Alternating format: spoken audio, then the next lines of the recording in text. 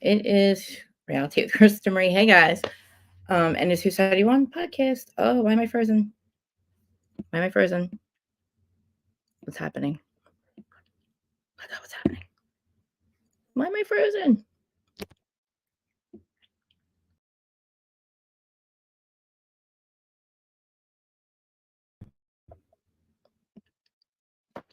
Oh my God, guys. Okay. I don't know what just happened, but I just froze. What that was so freaking weird. That's never happened. All right, that's freaking out. All right, so hopefully you guys can see me. And we're all caught up, right? Looks like the fucking Wi-Fi is fucking up. I don't know, let me see, make sure it's all good. I'm next to it, so all right, so hopefully you guys can hear me, see me, and everything's good. It's pissing me off. It looks like it's slow. This never happens. But anyway, this is Beverly Hills, and it's gonna be really hard to get through it. I'm gonna not talk about the other one because it's just gonna make me crazy. But obviously, because we always go so long here, we probably will start talking about the other franchise discussed this week, which we need to get through Beverly Hills first. Thank you, Aaron. Um, Aaron, I think you're my mod, right? There was an issue with somebody last time. I thought I blocked them on Facebook, but you might be able to get through again. So if you're able to see that person on Facebook, I know you have my login, I think, or something, whatever. Can you please just block anybody that gives us any issues? So yeah, so if you're listening on the Who's Starting On podcast side, I appreciate you. Please follow the podcast if you haven't. Listen to it, please. Thank you, Aaron. Please rate, review, all that stuff on the podcast side because it's really important. It's on Apple, Spotify, iHeart, all the platforms. I don't know percentage I'm in. I hope I'm up there somewhere, but please just go over and rate it. Even if you just download it, you don't have to listen to it again.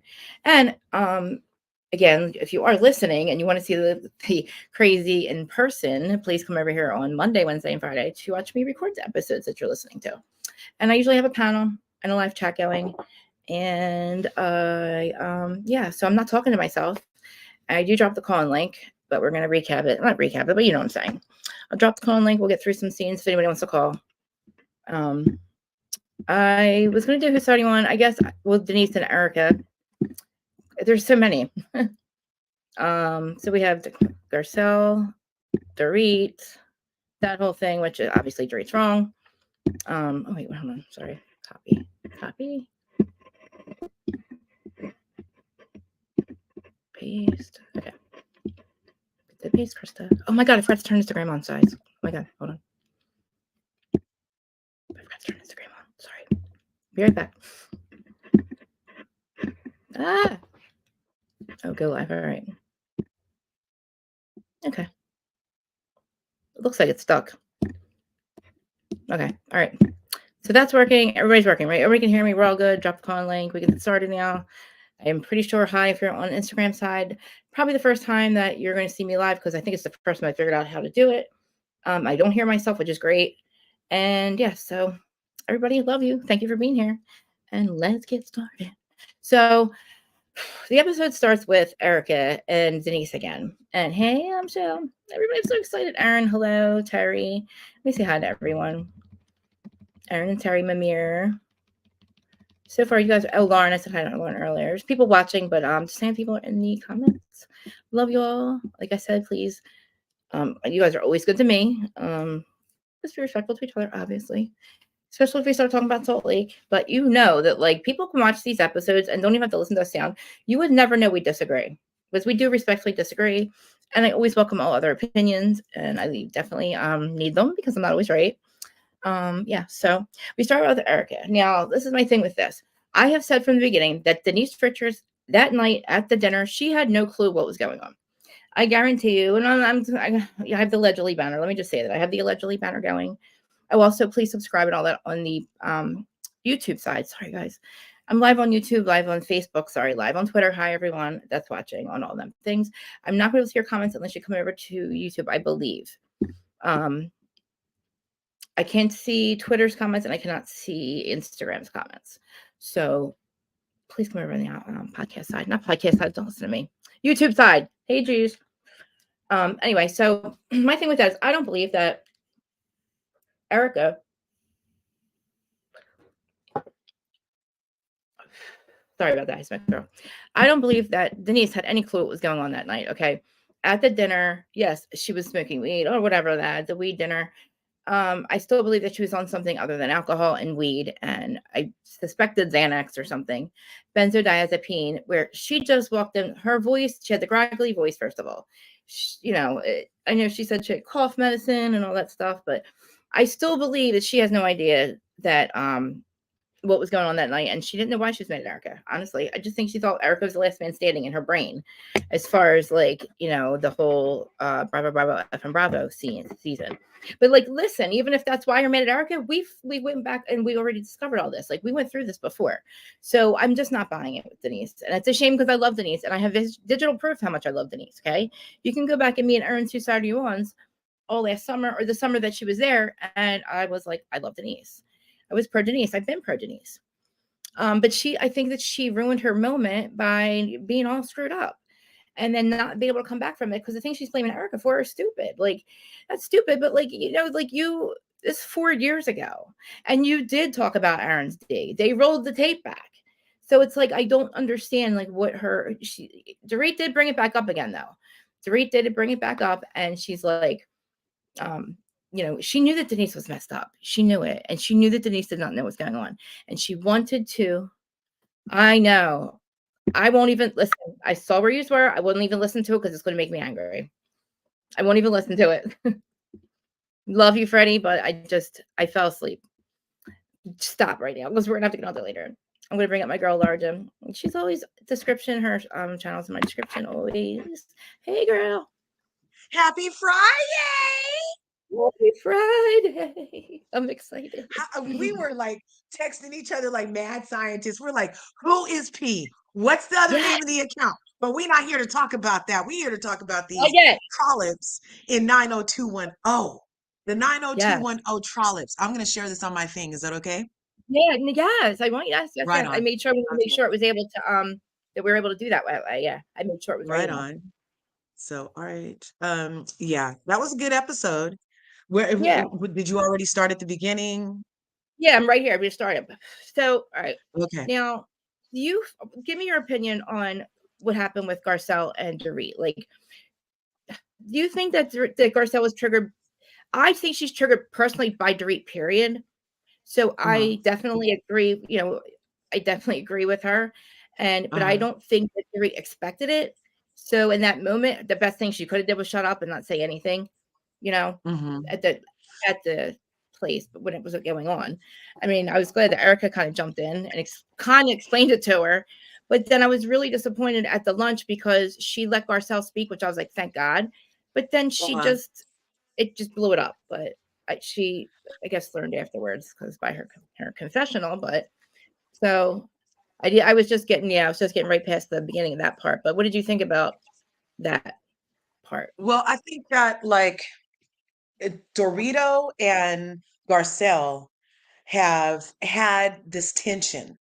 I don't Yeah. feel like the onus of it is not completely Garcelle's, right?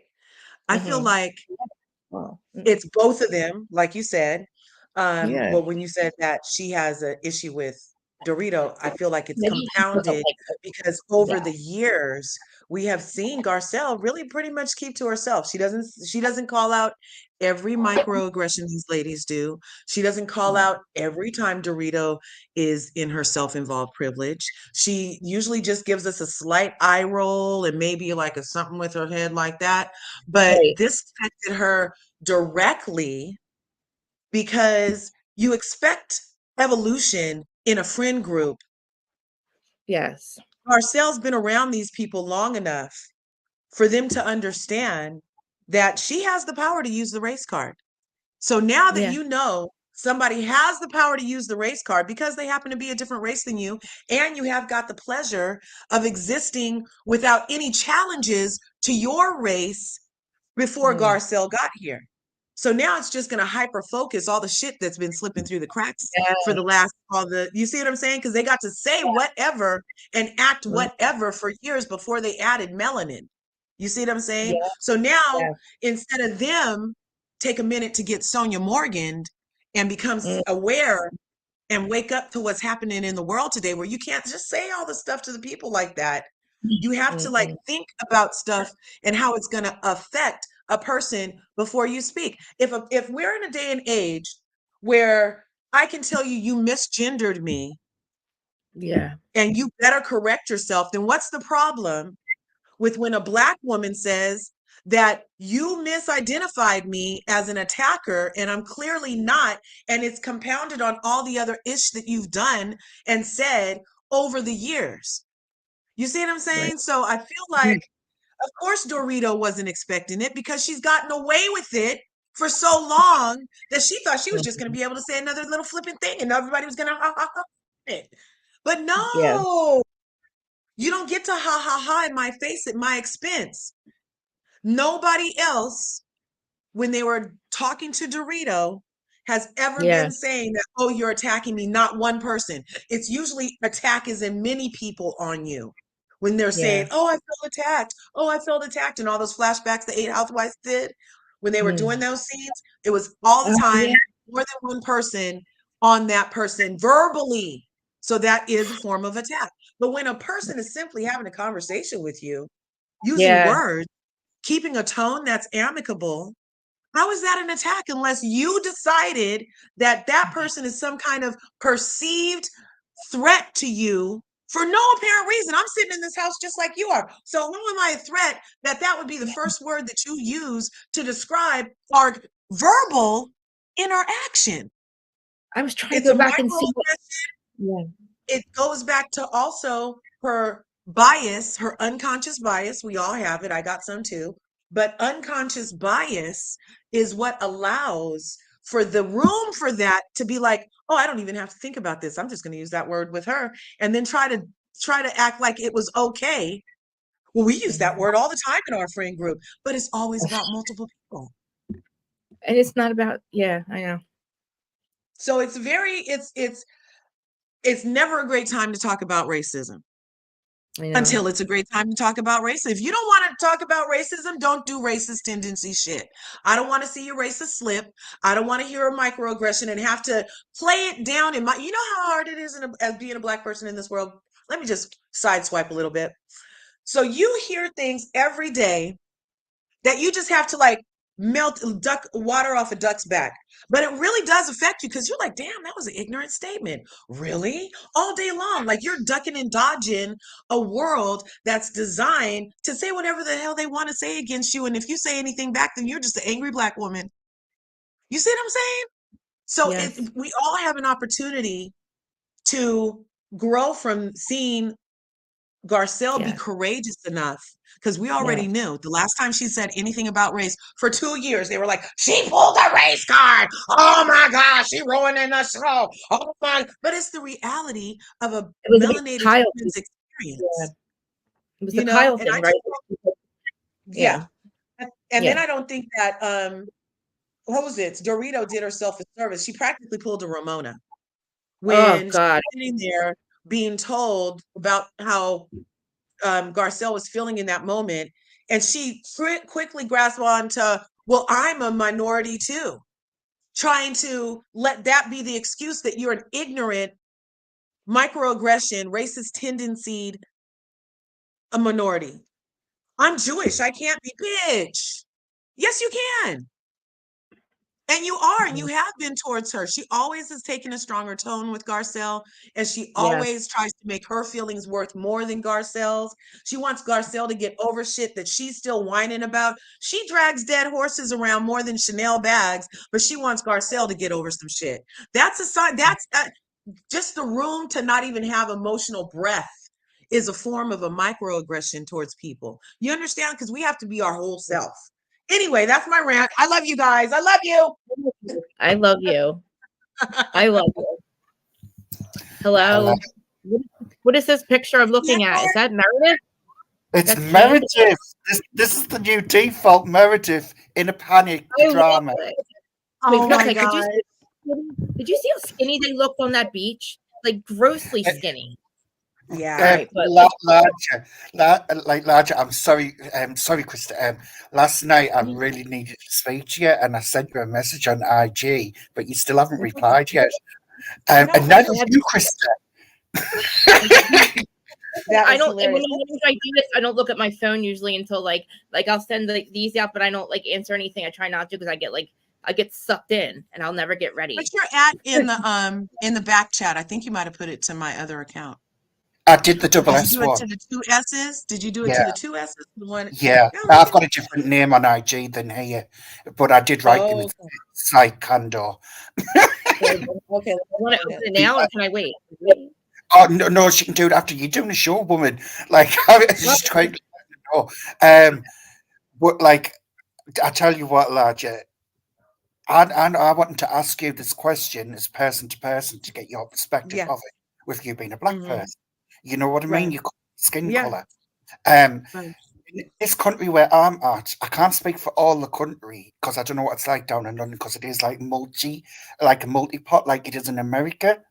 But up Hmm. here, I've never seen people treat people like any different. So I don't know. I need to get to know the perspective what it's like actually in America with people Hmm. and how they behave because what like one of my good friends who I worked with for years and she still keeps in contact and she was her parents Jamaican and she was brought up in Leeds and she moved up here and married a white man. They've got a lovely little girl and I get on with the mother-in-law as well. Um, w- we just like laugh and joke on and it's not even mentioned. So I'm Right. like the dynamic. That's why I was a bit like put back saying, is she just using Hmm. this to bring up the subject because she hasn't got a story, or is it because it's been on the back burner of a build up of Dorit acting stupid? And then I'm I There's feel wondering, like it's the second. So far, I feel like it's the second. Like it's just a compounding with Doritos' ignorance towards Garcelle. And in was it that because moment, in front of those other ladies who weren't even part of the cast, for her to try to make it seem like she was under attack and look around the room for support like that was it's a way of isolating Garcelle out. You see what I'm I saying? know Like she was reaching that there was day. like a whole there's all this back stuff when it comes to racism in America. And unfortunately, many societies were built on it, racism specifically. But here in America, it gets hyper focused because the construct of race is so in our face all the time I and think, I pushed think on us. Like you're saying in your country, you don't walk around saying it's just not like it is here. You know like what I that, mean? like Here, even everything is about it. larger, even that word N word. It's not even a British term. Yeah, It's came from America. Um, that's why I'm just like, why are they talking to people like that for? What is the big? yeah, What is the big thing? I mean, don't get me wrong, larger. There will you everywhere you get in in minority and majority, there is an issue with people, and they hmm, are racist, and I'm not blind to that. But like I'm right, saying, I will never understand why people have this big thing about people with a different ethnic group. It's ridiculous. yeah. This is a big world. I've I like and what my girl on Dubai, Lisa Milan says, out of many, one, right? No, out of one, many. Like yeah, we're all the same person, and these constructs is what's it's messing got to us be up. pretty. But living within the constructs, you still have a responsibility to not say harmful, stereotypical things to people. I You mean, just you have a responsibility. wasn't it and from Morocco or something? Was she from where? Morocco originally. I don't no, know. I don't know. I Take can't take tell yeah, with her a charge from that accent. I because thought she was from England. a couple of years ago, he she doesn't like her mentioned to me about Morocco or accent. something. But that honestly, Ladja, that accent what she does is not an English accent. Take it from a Yeah, British. I can't It is tell. not an English accent. Southern, it's southern But I was just like, for Garcelle, for me, it would be like Garcelle. You, if it was me, this is what I do. I think you're saying yesterday what I do. I called them You're right. out. She was born in Morocco. Yeah, so she should know better. Mhm. Basically, Mhm. um, but she the thing is, like what I do, I call them out on the shit straight away. I do not let it fester up. I call them Yep. straight out and get this squashed, and that's what people should have been doing from the get go. I And love it, this yeah, well, Sandor. they They don't And, do that and on do the you know show. what it is? Do you know what it is in a way? I don't know if it was Bravo trying to make up a story, because let's face it, ladies, there's not a lot going on. There isn't on this show. Yeah. Mhm. And not one of them has a story. And the one what does supposedly have a story, which is Kyle, and no one wants to listen to it because we all know it's fake. It's piss poor. I You think just Kyle's crazy? yeah. I just No. want Garcelle to jump up and be a true self without having to be pressured or thinking she has to be a certain way or hold it all in. You speak Yeah. your mind. Right. And who cares if she is an angry woman? Everyone gets angry, regardless of what skin color they are. And I hate that stigma what they put on people just because Yeah. of certain skin color. Make It's her feel ridiculous. better. Everyone gets angry. You've seen how crazy Erika gets. You've seen the way Lisa Rinna behaves. You've seen the way they all go on, even Kyle. Not one of them is Yeah. black. Right. Even Camille, when she started with her and Kyle going back and forth, it was so Right. cut. It's getting to a point where it's becoming like a joke, and it's a bad joke. It's like, people, 2024, do better, be better. Yeah. For sure. For sure. And I feel like it was good again for Garcelle to mention it because they're on a platform. Millions of Yes. people see this all over the world. So had Garcelle not said anything, then the harmful stereotype of limiting a person's emotion to aggressive, angry, any of the, negative connotations when all you're being is a person. You know what I mean? You have a right to be frustrated. That's not angry. You have a right to be puzzled. That's not attacking somebody. You know what I'm saying? So it's just like, get your adjectives together for one, and then use the same words in the same situations with the same people across the board, and you won't have no problems. So if when she was talking to, when did Dorito, when she was talking to Kyle and Kyle didn't tell her about her and Mo's problems, did she say that was an attack? I No, think it's in simple. Like it was like the same kind of conversation. I think in Dorit's So, head, everything revolves around her world, and it's going to right. come up, and PK is going to pull her out for it, like using a mental health disorder as an excuse for her Mhm. ways. And you see that coming up, which I'm pleased PK is going to do because it needs to be done. Because you can't play games with people mentally and hide under a mental disorder and get away with it. It's disgusting. For the people who actually do have mental disorders, you cannot get away with this all the Maybe time. he doesn't understand that either, though. Like, I don't think he understands mental, though. Like, I don't believe her. I'm just saying, but I don't. I feel like like not Lisa Ren, Lisa Vanderpump. Like, I feel like he just they're you guys aren't really like that emotional. I don't know. Like, I feel like Like the it's harder. stiff Like, upper lip, the yeah, it's stiff upper harder to lip, like and not hold on letting your emotions get the best of you. that. Like, you What feel what them, we but I do, feel what we like, normally do in Britain is this: the weather is yeah, cold. We got to be cold. We most of all. I mean, don't get me wrong. I've got anxiety. I can't. I don't like being in you public understand it, crowds and stuff. right? You know what I mean? I can Yeah. understand that. The point is, what PK is coming across is Dorit. It's like she's picking and choosing it for the cameras. Oh yeah, of course. Yeah. You know what I Yeah, mean? but like It's like it's I fake, appreciate, and yes, because and like this is what Mademoiselle, I'm saying. It's a serious matter, and you can't pick and choose just to earn a bit of money. That's taking the piss out of people who's got real mental health issues. I think You know? he's yeah, realizing yeah. he's realizing now that she's using all this as a storyline, the whole Yeah, PTSD, you won't hear from me, but you're And going out, you're you know going to what? like a strip club. You're going, yeah, You know what? I think PK yes, wants her to get over it because he's like, bitch, we planned this. Why are you still acting like exactly. you're Thank upset? you. I Exactly. think And they're you know on, what? I think they're on the rocks. I think they're going to do Allegedly. Let me say allegedly because he Allegedly, loved going after people allegedly. that don't, Allegedly, I that think they don't are. buy his lies. Anybody Even, that doesn't buy their lies, hook, line, and sinker, he be coming after. He got something to say. Oh, you I So think mean, to so? me, a in my man, opinion, Yeah. allegedly, he a wants her man to get over it because there's Hmm. nothing to get over.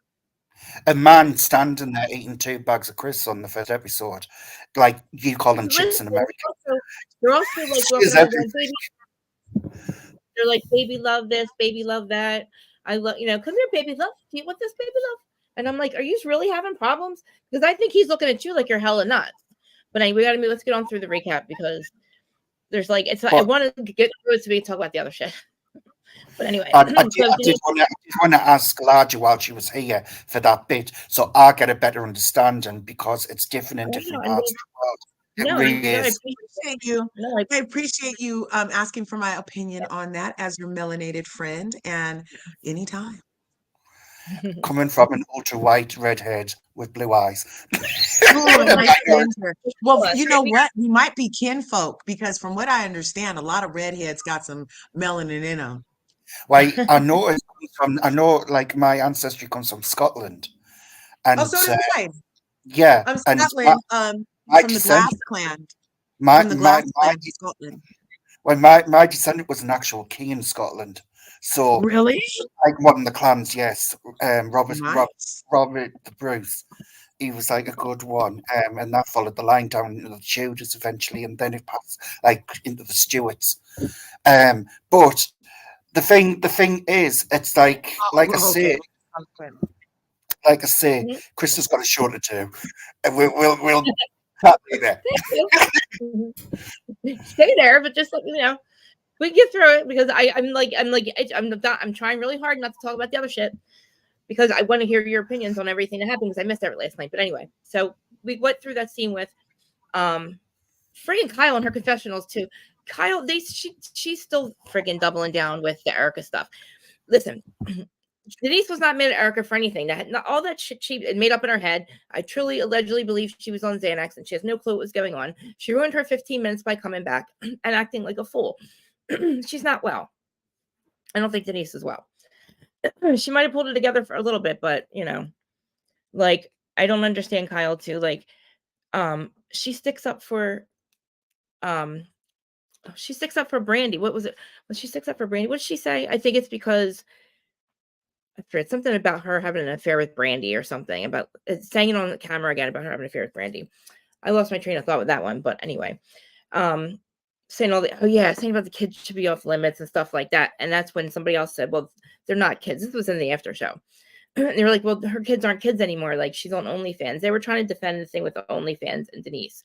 What I believe with the OnlyFans thing, yes, Erika went low, but she made a good point, obviously, too. She made a good point because Denise wasn't making sense anyway. I don't think, but anyway, that's what I think about that. So then Sutton on her second date with Steve. What do you guys think about Steve? I love Steve. Did you see Steve? I like that date.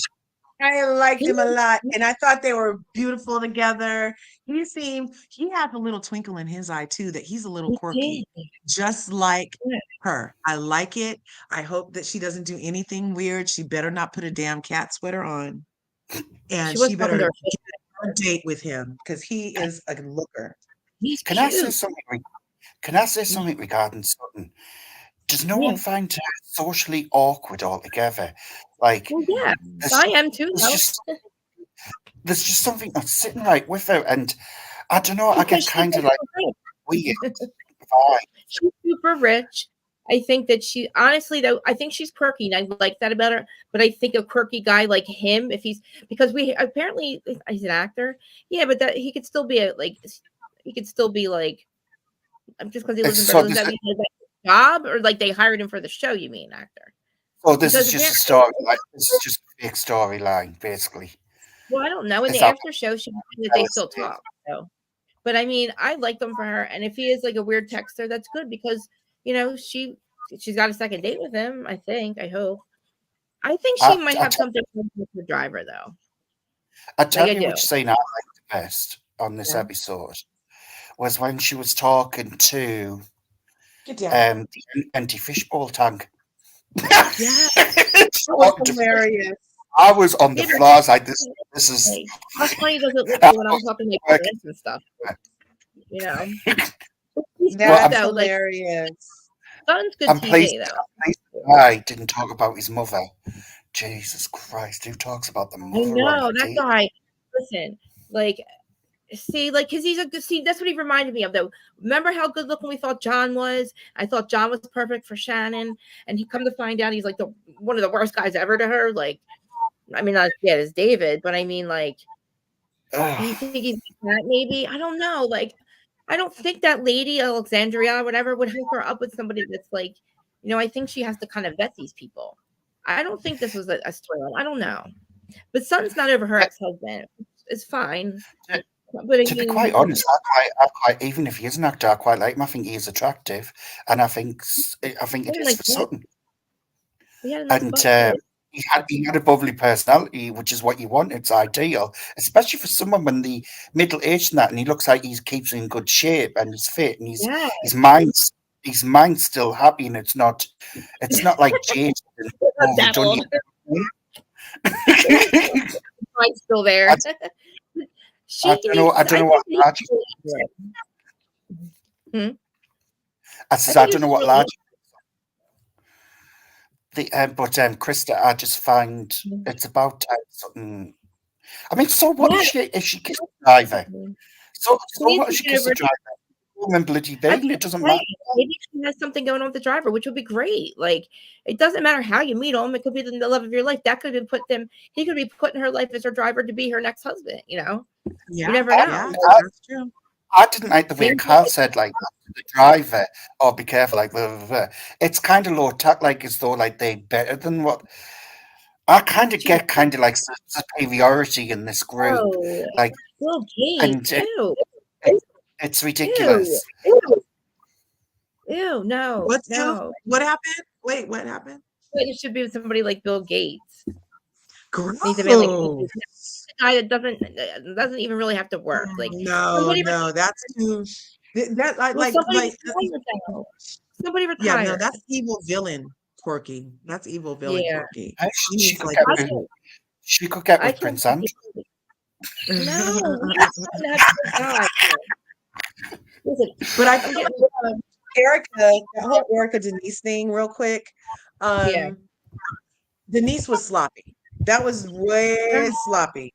She should actually not be back around these women, I don't think, unless she's completely sober and in control of her faculties, because she didn't know who started what conversation when the conversation was had.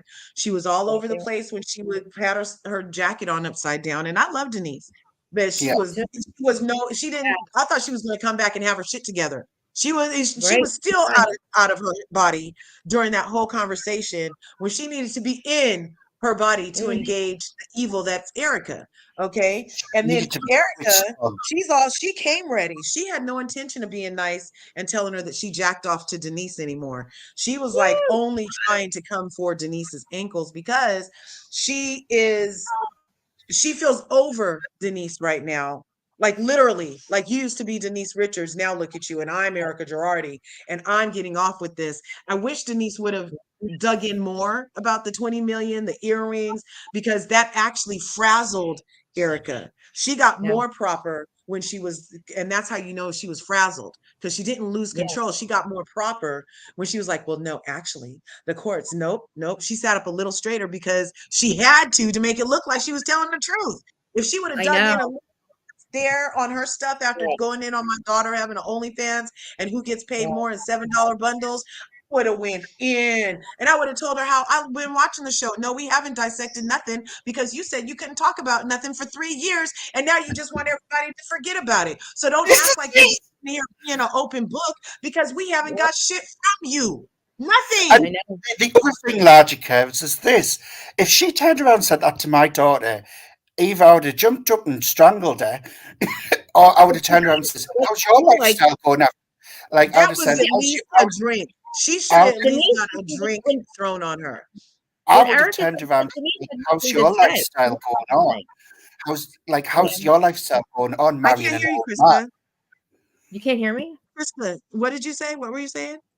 I forget.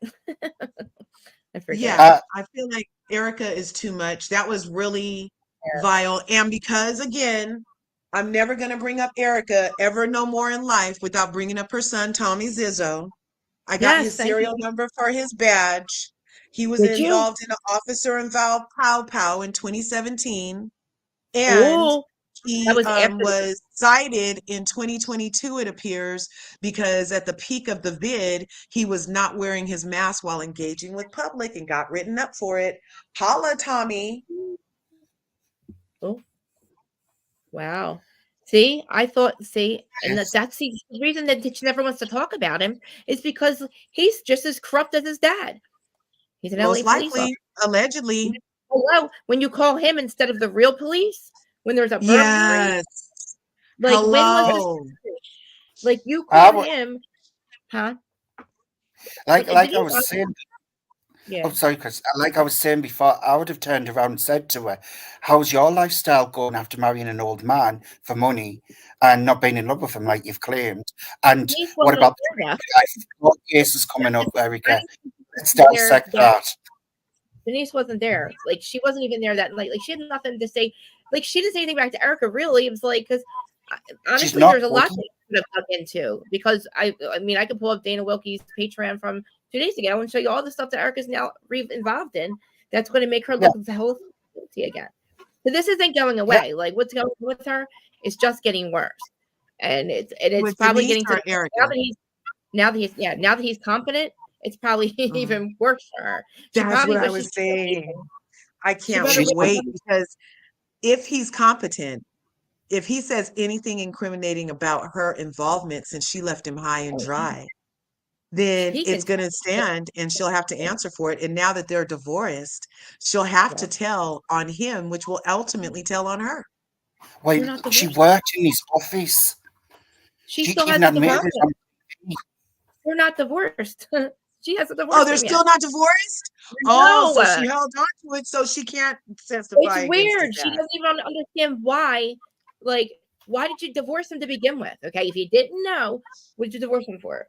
Because to me, it looks like you left him at his worst. He's shitting Right? himself. Like, you left him at his worst, or you left him when he was broke. Like, what happened to all those vows that you took? Whether we believe him or not, like you still Uh-huh. married the man and spent all that money that was not All yours. his money. All of it. It Mhm. was gone. Why do you think it was gone? Because Erica spends $40,000 to be a Erica Jane or whatever the hell she was. But the man was Yeah. shitting She himself, was like, and it's now expensive to be me. It you takes think he's gonna $40,000 a month.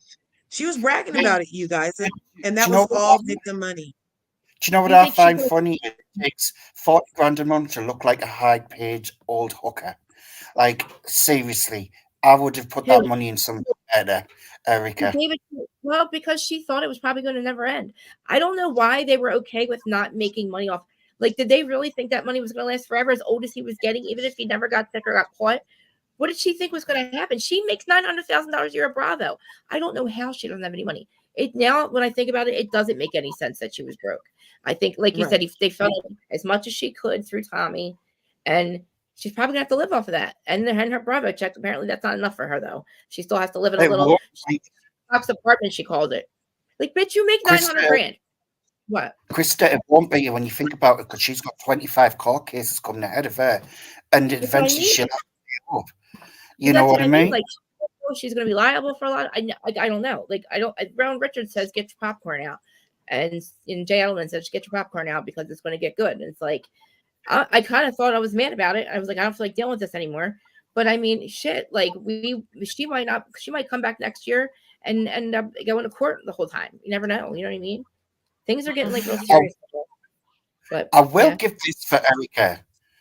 Out of all the women, the way she behaves on screen, she gives Mm-hmm. show, and she's unapologetically just herself, basically. And even when she's doing the act, which that's the only thing I can give her. Larger, Krista, I do not Yeah. like the woman, but for TV purposes, she seems like the most genuine one on that Erica? show. Are you talking about Erica?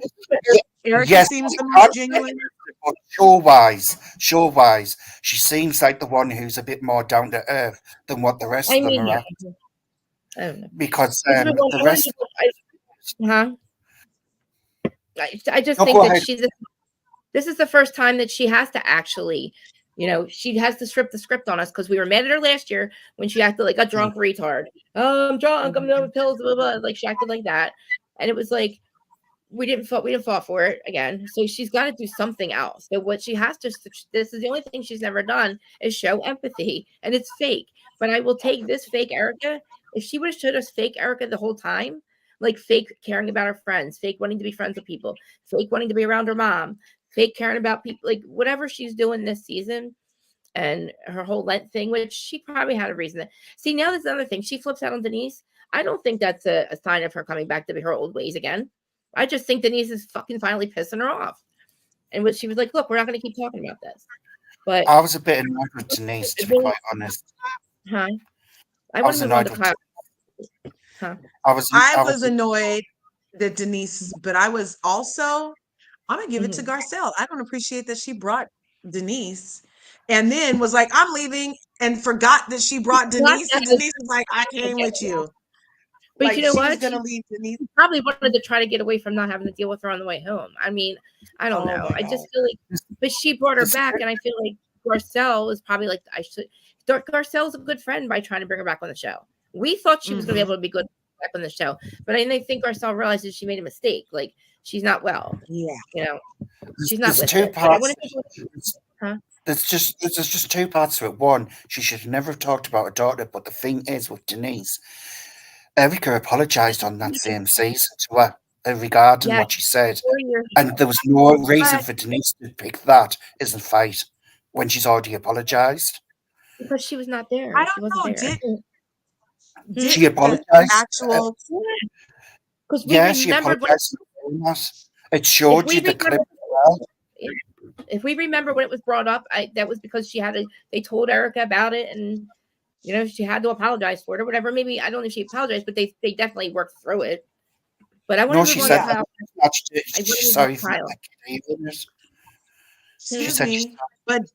Excuse me, but didn't Erika's comment specifically about the 14-year-old happen later about the trains, and that she knew that she had even probably participated in them? That happened later, after the party. So at the party, Erika said some really raunchy stuff.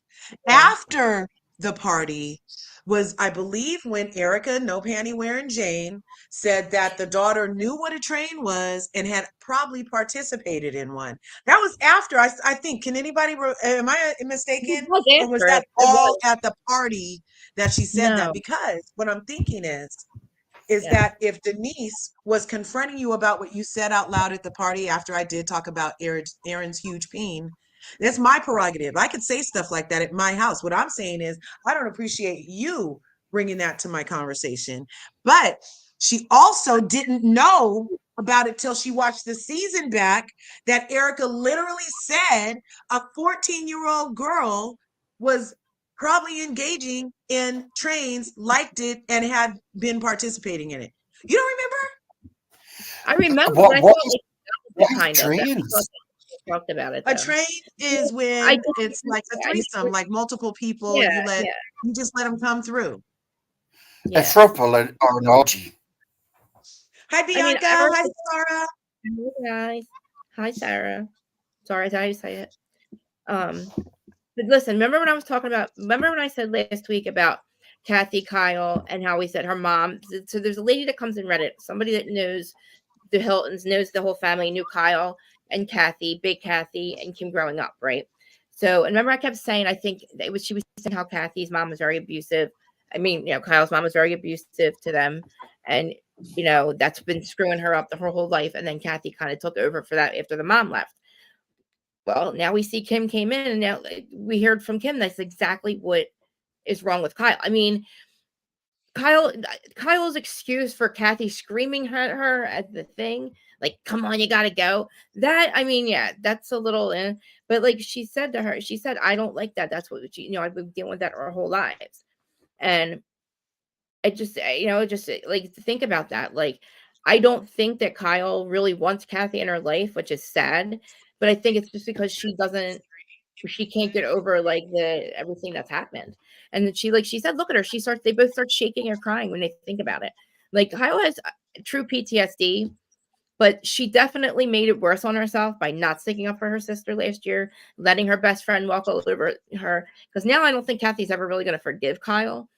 And I think that's going to just, you know, screw Kyle up even more. But, you know, I feel bad that like, Kim's the one, well, not feel bad, but Kim's the one who's trying to pull them both together. And, you know, like Kyle said, like, you don't know the whole story, blah, blah, blah. Like, and Kyle also said on the after show that she wishes that scene wasn't even shot. So again, you wish that what? That you weren't real with us on camera about honesty. Like I've been saying that. We've been saying that. Like obviously she gets very triggered by Kathy, gets very, you know, yeah. I mean, I think that it's true, but I just also feel like, you know, Kyle allowed, I don't know, Kyle makes it worse on herself. And then her You husband are doesn't so make it cool. worse. Huh? I agree. I feel like Kyle's actually Kyle's just an anxious person. If we look at Kyle, she's Yeah. anxious, she has her little ticks, she does her little twitches. She's stumbles on her words. She's not I feel like she's doing what Dorit needs to do. She picks each word and what story she's going to tell so carefully that she's anxious. She causes her own self anxiety about is she Yep. saying the right thing, or is she saying the wrong thing, or is she saying too much, because because there's all these people and all these places and this facade that she's having up. So Yes. Kathy has pull. Kathy has pull. And Yes. Kyle's problem is that when her and Kathy have a problem, she gets ostracized from everybody on Kathy's side of the family. Yeah. And that's Yes. where she wants to be. She wants her daughters involved in the Hiltons. She wants her daughters to have the same access to the social circles and stuff like that. But every Yeah. time her punishment for standing up to Kathy is her daughters get cut off. That's what Yeah. she's scared of. That's what she's crying about, Do you because not she can't be think? her whole self around Kathy without her daughters paying the price for her standing up to Kathy. Now, that's not fair, but that Mm-mm. is the dynamic of their relationship. Do you And not I You know what feel think? like that's, Mm. Do you not think there's a lot of egos going on with these Richard sisters? One-upmanship. Well, this is One what else too. one of them has to be Watch the best. Paris in Love. There's a scene where this is before Kyle met the baby. So this uh-huh. is Paris's daughter. That when I think they call Nikki and Farrah's with Nikki. So Farrah even saw the baby before Kyle. See? Yeah. Baby. You know what See? I So mean? she just gets ostracized. And I think it's Mo's kids that get ostracized, because Farrah's the Yeah, oldest one from the previous Farrah's old marriage, as fuck right? So and living in Farrah New gets York. invited to all the parties because it has nothing to do with Mo. Whenever Kyle says anything, her, Mo, and the Mo's kids pay the price. They can't meet the baby. They don't get invited to the wedding. They miss out on the pajama jam, all kind of stuff, you know? Yeah, and you But heard it's Kim say, she's like, I don't want it to, I can't have it be. She was kind of saying, like, you guys don't make up or one of you can't come. Kind of. Kim was probably basically saying that. And it was kind of like, Kim, really? Like, I don't know. that, I feel very, I think Kim's stuck in the middle of these two women, and she's trying to negotiate terms with them both on each side. She's like the typical middle child, having to sort it out, but it's always classed as the problem child in you can families. tell, like, I But kind of looks like to me that Kim's done a lot of work on herself. It looks like she has. she I has. know I she's love struggling. Kim in this. I But I Kim. don't think This that is the thing I camera's want good to for say. her. Do you This is the think thing Kim is I want to completely say. sober right now? No, I just Is feel she like giving she's, you sober vibes? if I she, think no, I she's think the sober. camera is bad for her. I think she's worked on herself, but if she stays on camera, she's gonna continue to do whatever substance she does. Right now, Right. I think she's stable, and I feel like once the camera's on her and she gets involved in this stuff, it starts to get to her, and I think that's where she starts Mm-hmm. to go off the rails a little bit. Mm-hmm. And I don't think the camera's good for Kathy or Kim. And I also feel I like don't now either. watching, I don't want Kyle on the show anymore either. Kind of like I'm torn with Kyle because I'm pissed that she's already like I know that a lot has happened. A lot has come to the surface in the last year about Mo. She's saying it now. I'm definitely not wearing like we see what's happening. We saw everything. She's been dealing with this probably for like 2 years, right? And Mm-hmm. she can't run from it, right? Because it's everywhere. And we were going to tell it anyway because it's everywhere. And she can't run from the thing with Kathy because Kim's like, you got to make up for her. So she's literally like, and then the thing with Morgan, I'm so tired. I need to find out if they don't. When they show the scene of them, did you see saying to Kyle? Kyle's like, I don't want to open this envelope. What do you think that Yeah. was? A DNA test, right? To me, it looks like a I don't DNA test to know. me. I don't know. I think it's a I DNA wonder test. I what goes think they're on going to there. finally admit. I think they're finally going to admit that she's her like adopted daughter, or like she put her daughter by, I don't know, or something. She's something in that family because when I send you those pictures, you don't think they look alike. She You think it's does just a look, filter? they do look very similar, but I don't think Really, that, I don't know. I have no idea. I don't think it's Kyle's long lost daughter. The you know, thing, the I thing, just the other thing, my what I mom want to thinking point out, Christy, you mentioned it, and so did you, Larger, the dynamic and the pull what Kathy has. The thing what you need to understand is, Paris is Kathy's daughter. She's going to protect her mother no matter what, Right. regardless if it's her auntie or anything. That's her mother. Regardless of what they're going through, that's her parent. She's going to protect her. That's what you do. So, of course, Kyle would think she'd have the gumption to treat Kathy a bit better and just keep her at arm's length, but be kind to stay in with the family because these are adults, Right. and you wouldn't want someone coming to see your grandchild or your child when they've just been dissing the mother and calling the Western crap on TV. Well, think about this. You know what I Think about, well, think about what Kyle allows to happen. So think she's got her best friend. Kyle, and these people don't care about Kyle and her PTSD like Mo. They know her relationship, how scared of Kathy she is, so they make it worse on her. Rinna completely destroyed Kyle and with doing what she did to Kathy. Whether it was true or not, your best friend should not let that happen. Like your best friend knows that you're going to go through a hell of shit. If like if I do this to her and I accuse your sister, try to take her sister down, that doesn't, to me, that's your friend. That's Rinna's not your friend, Kyle. If all these people are making things worse for you and Kathy by doing what they're doing, you're siding with them. I mean, Mel, it's one thing, huh? Do you know it's so great talking with you two because it's like we talking off the same script. It's like preach, we in a choir. We all sing in the same tune. We can see things for what is there, where other people they won't, and they'll go down rabbit holes. You're looking at it in a whole perspective, and the narrative's what's going on. Kyle really needs to sort her life out. There's no excuses.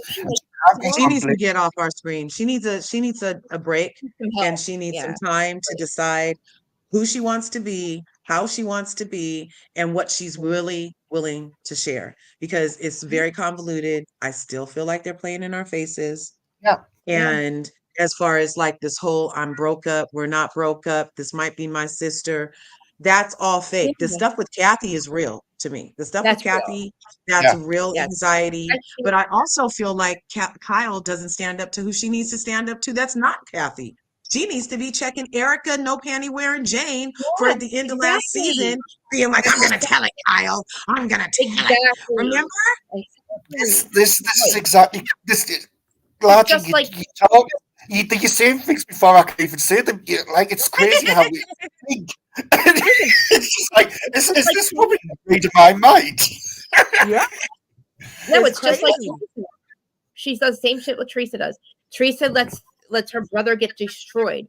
Her friends, everything. She even, she comes up with ways to for her minions destroy her brother.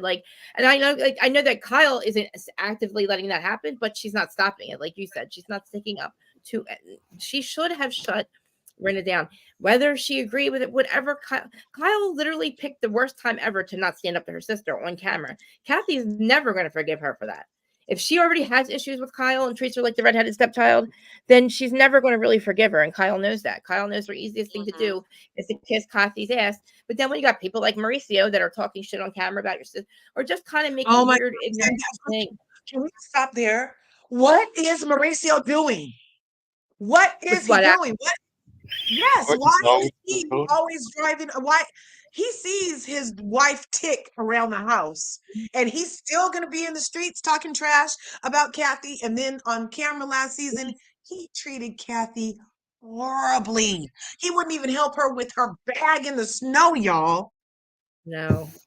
And he does. Kyle's been saying that Kathy's been there for her now, that she's been there for her, blah, blah, blah.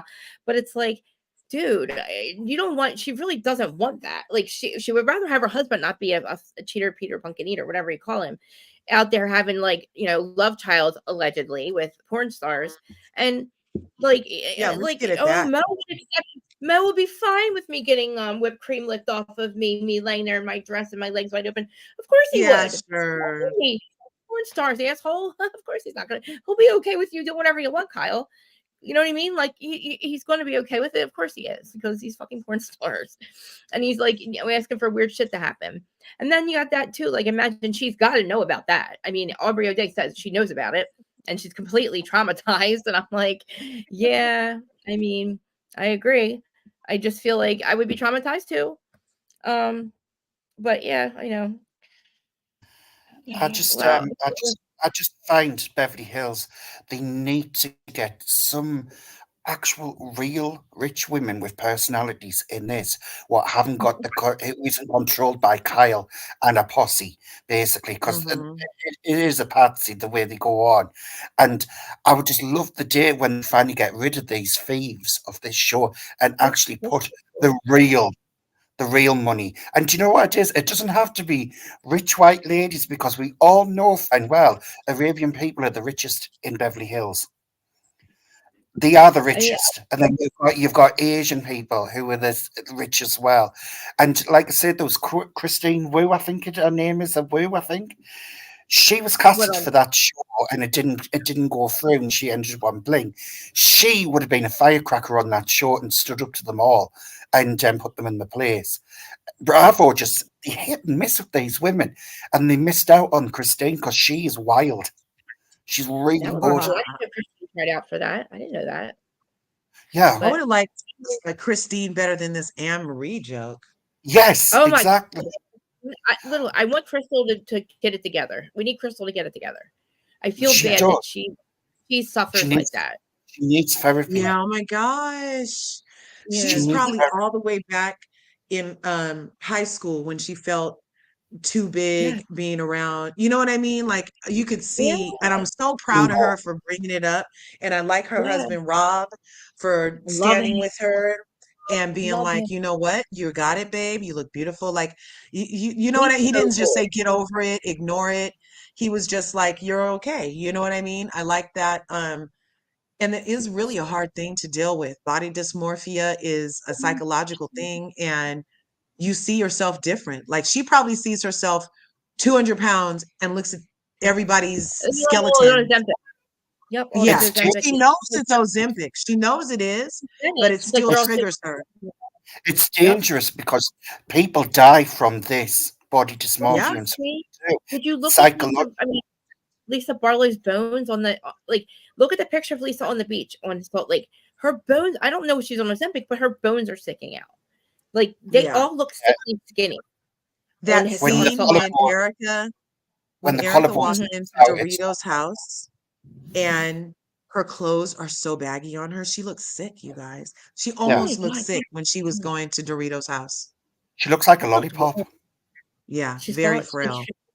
There's pictures of like when her ribs are like sticking out, and she was like a You could man. Like she, see, yeah, it's like yeah, muscle and skin at this point. There's zero yeah, fat on her person, zero fat. muscle and skin. And I mean, I'm still like, these bitches should be acting nicer because nothing tastes as good as skinny feels. And all these bitches is mad. So they Yeah, either need Yeah. to eat they need to eat. Ugh, I'm confused. I thought they would be nicer the skinnier they got, and it's the Imagine, opposite. I'm going to tell you both something. When I was super, super skinny when I was younger, I was so bitter and nasty and judging people eating a piece of cake in a restaurant. And the reason why is because I want a piece of cake. You know what I mean? But in Yeah. circumstances, what I was doing and work wise, I couldn't be a certain weight. I had to be under a certain one. And I was very angry and mean. And these women clearly are not eating properly. You know what I mean? they're Well, So not. they're good going for to They're you. be gonna get it hung. back. They're gonna get it back. No, So seriously, they'll when be you're on Ozempic, as soon as you stop taking it, it stops the system. It stops the process that it was doing for you yeah, to lose weight. So if you don't learn to eat right, you're going to gain it back. Like I just gained back 30 pounds in the last year because I Hmm. literally I wasn't on any kind of diet, but like I just thought that I was okay, and I just started eating everything and everything. I literally gained 30 pounds, and I mine was a mean 2 I day. almost thought That's what about I going on. I went to Yeah, my dad. body I said, Dad, dysmorphia is real. yes, Isn't that what because very Karen real. Carpenter, rest in peace. Karen Carpenter, wasn't she? She Um, literally wasted away in front of us thinking she was fat. She died yeah. thinking she was fat. There's a yes. famous girl on YouTube. I'm forgetting her name. She's been on for years, and it is like looking like a corpse. And this is her life and what she does on it. And I'm just like, oh my god, why hasn't someone taken it off this and getting her the help what she actually needs? Yeah, yeah. So there And was an it's not accident. just weight. Body dysmorphia, it affects like how Michael Jackson ended up so light. People say it was Yeah. vitiligo, but they also say he was dysmorphic about his color and thought it could be Ooh. easier. So it's not just it. You just spend time worrying about the flaws in your appearance, but Oh yeah, beauty's in the eye of the beholder. You see. it Do is. you know what the thing is? Can I point this out? No one is perfect. No, Period. It I doesn't matter mean, like, how much lipo you get, how much Botox you get put in your face. The thing is, people, the age when they get older, age gracefully. Don't do it stupid. You can't compete with teens and early 20s. That's the youngest you're gonna be. Live your I mean, like, 30s and mature in your 40s. You know what I mean? And see things for the what they worst are. thing that could happen though is like these filters coming out is probably the worst thing that could happen to women because so many girls are like they want to look like the filter, like the Kim Kardashian filter Yeah, with the, and they all have done it to themselves. And like I think that was the worst thing that could happen. I even have like I used to filter my pictures a lot, but now obviously I'm live, you can't really see what I look like. But I mean, like look what I went through in the last year, like is nuts. Like the money I spent just on like just because of how insecure I am. Like I understand, like I spend the entire time, like Crystal says, she spends the entire time focused on how much she doesn't look like they do, right? When I feel this way, I spend the entire time I was on Adam's panel and I'd be worried about what I look like. I wasn't even like I couldn't focus on the task because I'm focused on what was wrong with me. Like I completely understand which how she feels. That's why when we you're go to under New York, pressure. I hug. Huh? You'll What? have been under pressure as well because there's loads of eyes watching you, and that'll have made Well, you feel even 10 it's times more paranoid. not as bad as it used to be. Like Adam used to freak me out because he would say the number of people watching, but still, what do you think I do for 6 hours before I'm on here? Like I put everything on. I do my face, like, and I'm sitting there and I'm like, oh my god, like she's not faking that. Like she's definitely not. I get it because I do the same thing, and like I look at her and I'm like, she's perfect. I think she's beautiful. You know what I mean? But like, it doesn't matter. And There's usually, like beauty's no maybe holder, huh? no such thing as perfect. Look at Bella Hadid. She had to get surgery. It's also like it's all in our heads though too. It's not like we all. I think everybody's beautiful, but like, and then I pick myself apart. Like I It feel that's why when is. I don't like on Lake when they're all screaming, "You're ugly, you're fat," and this, that is annoying to me. I mean, I don't like like you're ugly, you're I, fat, like whatever. Like, like I don't want she to do the like. come by our. I don't want to do the come by our thing, but the thing is, why can't people embrace their imperfections, what they think are Which is imperfections? Because it's what because of makes you. Hollywood. Who wants to be a clone and Barbie in a factory along with other Barbies? Who really wants to look like that? It's not realistic. It's not ideal, and it's quite shallow and pathetic. People are reasons for why people are overweight, look a certain way, and to be quite honest, it all boils down to your mental health as well and what you're going Yeah, through personally, and that's what's the triggers. And I don't think media helps it with what they put up as ideal doesn't. as perfection because Right, right. it's not. And models starving themselves to be a Oh certain way. my gosh. Doing Right? You drugs. know, Like we not normal people can survive off of watercress and TikToks. no, Okay. And, Like no. and almonds. there And eat an almond. Like what? yeah. Like Like I'll remember eat what's three her? almonds a day. Mm-hmm. Yeah, like Mm-hmm. I ate an At least it's almond. I'm got like protein. I mean, it's not TGID. just about weight. It's not just about weight. It's like looks and everything. Not everyone likes the same person. You know what I mean? And Yeah, it but comes see, like with your personality as well. If like a lot of it's people, like it's not just it's oh, just let's people look like a model. self-confidence. I'll yes, I will get laid, but it doesn't mean to say they're going to stay with us. I've got like you've got to have a good personality. You know what I mean? Because that's what Yeah, lasts in the long run. Beauty yeah, fades. but we know that though. But like we all that makes sense and everything. But like that's not at the moment. You don't. That's not what I'm thinking about. Like it's just like it's something I had to work on. But like not everybody can sit there and just think the way that we. You know what I mean? Like yeah, we know that's true, but that's hard to just walk around thinking like that. Like I Do you don't know the know. other I day, feel like Krista, the huh? other day I was sticking up for you when that troll was on and he was trying to pull you apart saying I about your know. looks and stuff I like was that. trying to ignore So it, I but dragged him like but hell because there's no need for it. And this is what I mean. It's that kind of pathetic, the childish thing is behaviour what has that people doing in the things to themselves and beginning, the it's shit wasn't bothering me. And the stuff they were saying in the end was what bothered me. but it started to get like saying, I don't want to talk about it, but I really don't want to talk No, about it. no, no, you don't need to. But like I said, I stuck up for you because at the end of the day, I it was know, wrong. but it's just, It wasn't your show. it is wrong. But it's like, what am I going to do? Like, I can't, you know, I was trying to block This them the hardest I was could. I could not get to my Facebook fast enough, but what the thing unfortunately, is, Krista, do you know what the thing is? You what? didn't need to do anything. That person was showing themselves up in the chat acting Yeah, like I a know, child. but it was starting to get annoying because it was just a lot. It was a lot, I man. know I had to that's block. the thing what you shouldn't do, Krista, because that The person is a problem is, nobody. like I know who it is, and I can't prove. Like I can prove it, but I can't. But it's like trying to talk to somebody else about it, and she's trying to tell me it's not him. I don't know. Let's just forget about it because I'm starting to get upset about it. Yeah. Because this But person doesn't believe. is normally when people get older, they let go of things more and they see things for what they Well, I are. thought I Let did. you do what the pretty and all that. Let them have their time. We've had our time. Like I'm not saying we're old in the dirt, but we're more mature Well, and I never let myself let's, go, but like let's it's harder. Like it be just gets harder when you're on camera all the time.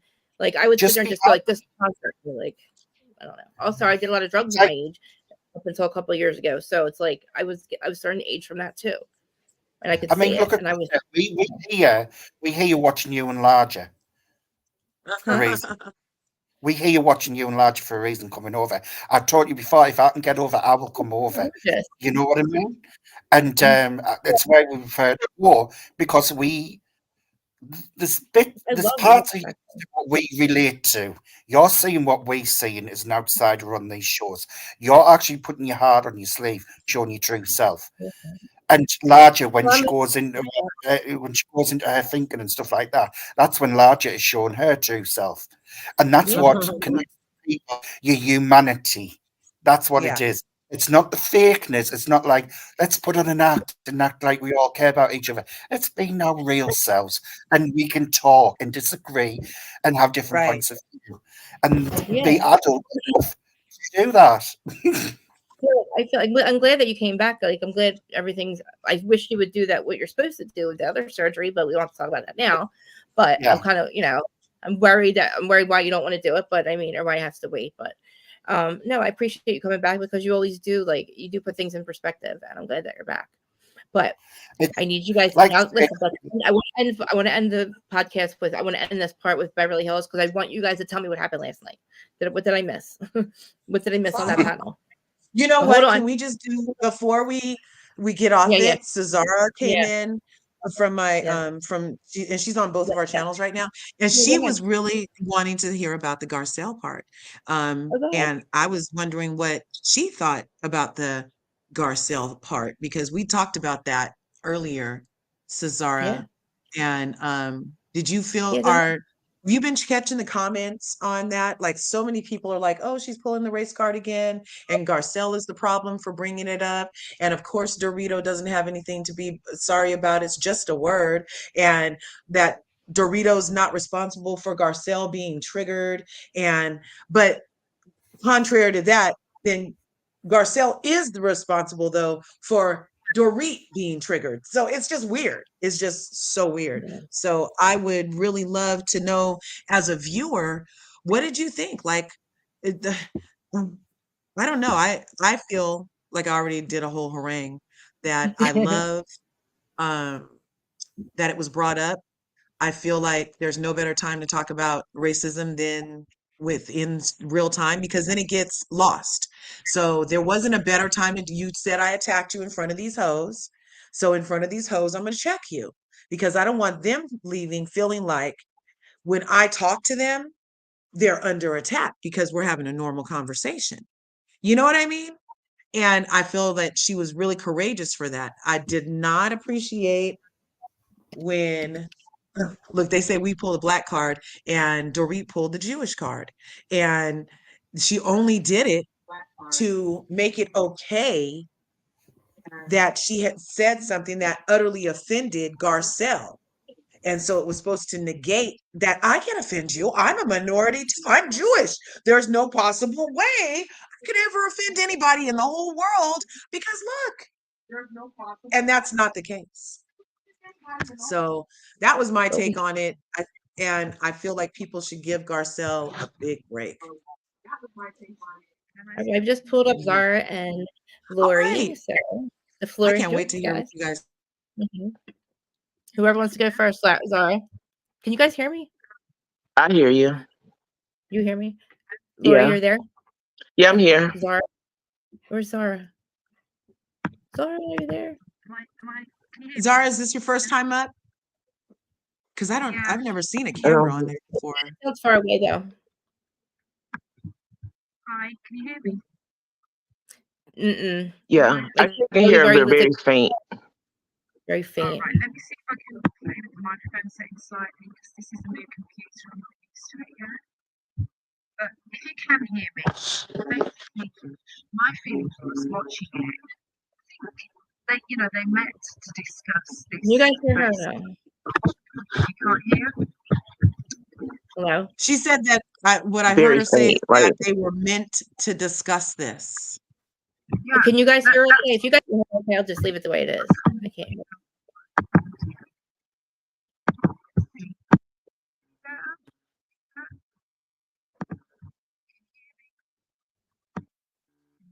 No, you got fainter. I barely heard you say that I one. can't Can hear you hear me? anything. I can't hear anything. Yeah, I don't hear anything now.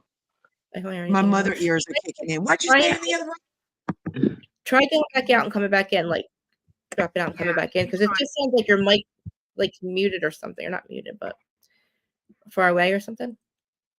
Like Yeah. I don't know. But, okay, Lori, go ahead if you want to. Okay, so when you were talking about it, I was so busy and I didn't want to leave Larga up here by herself talking about it because I feel like the Black perspective in America there's so many different ways to look at it. So many, everybody experiences it differently from their own side of America. It is ingrained in us. It's racism is ingrained in us. We're raised with it. It's taught in our families. It is taught in our churches. It is taught in our schools. And in some ways, we don't even realize it's being done. I'm scared even now because even kids right now, like I was visiting my god kids, 7 years old, and one of them said, I forgot what we were doing. And the question he asked, is he Black or is he white? Like what? Like what does that have anything to do with it? But it's in their perspective as well. It's sad, but it's ingrained in us here in America. That's the first thing. Going to Dorit, she chooses to be ignorant. And that's why I'm kind of done with her and in the long run as it relates to Garcelle. And I understand Garcelle and I understand what someone said before. Like you don't like me, I don't like you, but I feel like Garcelle has given her chances. It's one thing, like we all have a friend that's long in the tooth. I can be long in the tooth as well, but not long in the tooth. I'm sorry, long-winded. Excuse me. But I feel like with her, Dorit, it's proven she doesn't listen because she didn't even absorb what her friend Erika was telling her, and that's also my problem with Dorit. But yeah, that's all I have right now. Because again, I'm kind of all over the place in my head. I Zara, totally get what you were saying, and I co-sign on all of it. It's unfortunate that as the receiver of historical racism in a country, you also get hyper-focused on what's been hyper-focused on you. So you're right, we don't have a choice. We live with it every day. And I did mention that earlier, like being a Black person in America, you're constantly having duck feathers where you just have to let go of that microaggression. You have to let go that you were in the restaurant and the people, everybody got their food. Everybody got their food. I've been here longer. Where my food? You know what I'm saying? But then when we say something, oh, you can't pull the race car. It's just crazy. It's crazy and it's tiring and it's a chore, and we shouldn't have to pick up and then educate your willfully ignorant ass, because your other friend did just try to throw you a lifeline, and you could have easily been like, oh, well, if she even said it, I might need to STFU. But no, she refused to even try to understand what the other white lady was even telling her, and digging your heels in on ignorance and then acting. And now today I heard that she's refusing to apologize. She don't see nothing wrong with it. She thinks Garcelle owes her an apology because she's getting all of this backlash that she would never have gotten had Garcelle not pulled her coattail, you guys. That's even But more see, freaking racism. and that's the thing, and the fact that she's upset that she called her a Karen, girl, that's the definition of what you just now said. Like you, Right. like everything you're doing is what Karens do. Like, Right. and the thing is, I don't know if Dorit is just dumb because I think someone said that she was from Morocco, or I think She her is. mom She is was from born. Her name is Rachel, and she was born in Rachel. Morocco. Yep, she Rachel. was born Wait, in what? Morocco. Rachel. It's the Yep, Rachels. It's I the just Rachel. yeah, It's the it's the her Rachels. and Rachel Levis, right? Wow. But she was born in Morocco, Her name. But didn't and was she raised in Connecticut? I thought there was a Connecticut connection, isn't there, her with father is Dorit? Israeli. Think so. Yeah, her real Sounds name. Oh no, wait, I'm sorry. Her mother Rachel. I'm sorry, it said her name. Her mother Rachel was born in Morocco. Her father Shalom is in Israel. It says her Okay, accent is from where was nowhere. but where was was she she born? raised in Connecticut? Like she was born in Morocco. Was she raised in Yes, it says Connecticut? Connecticut to Israel parents, Shalom, Israel Mideastern descent. She was raised in her.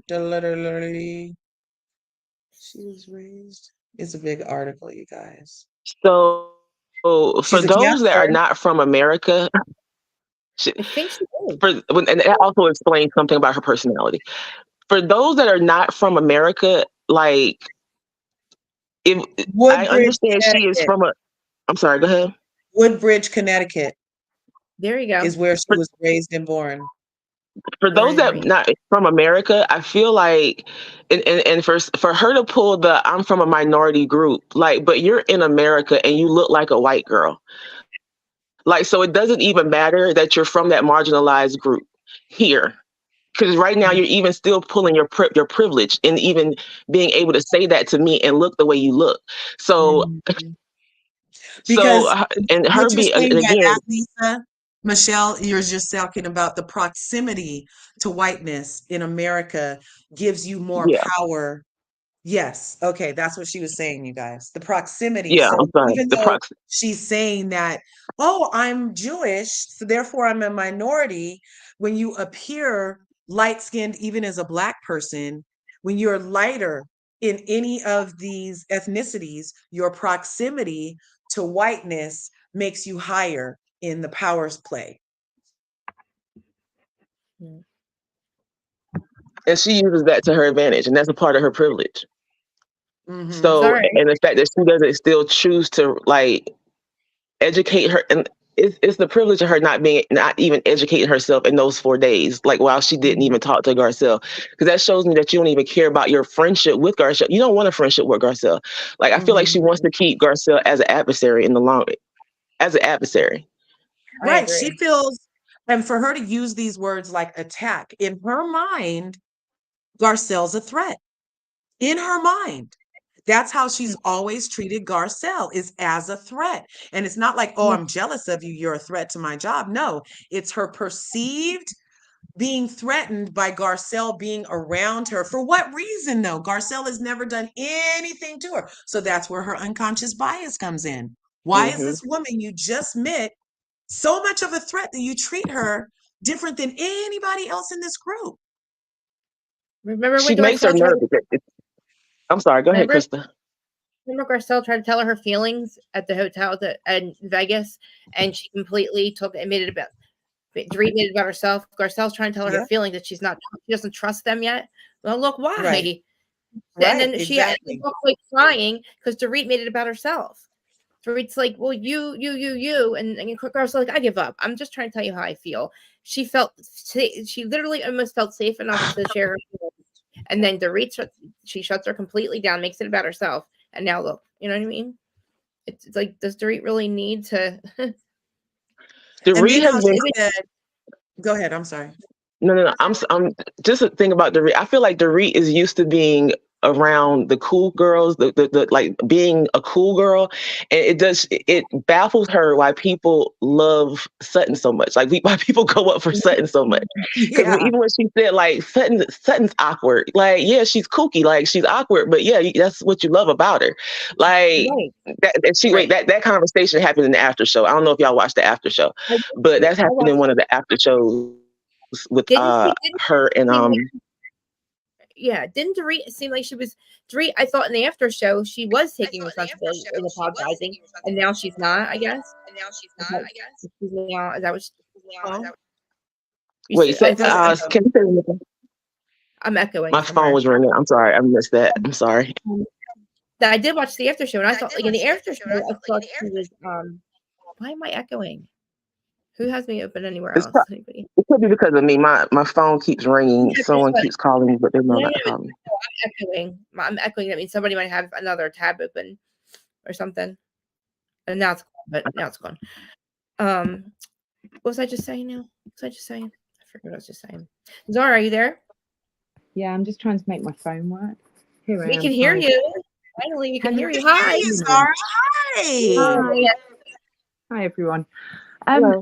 I've got a sort of similar and yet different opinion to you guys.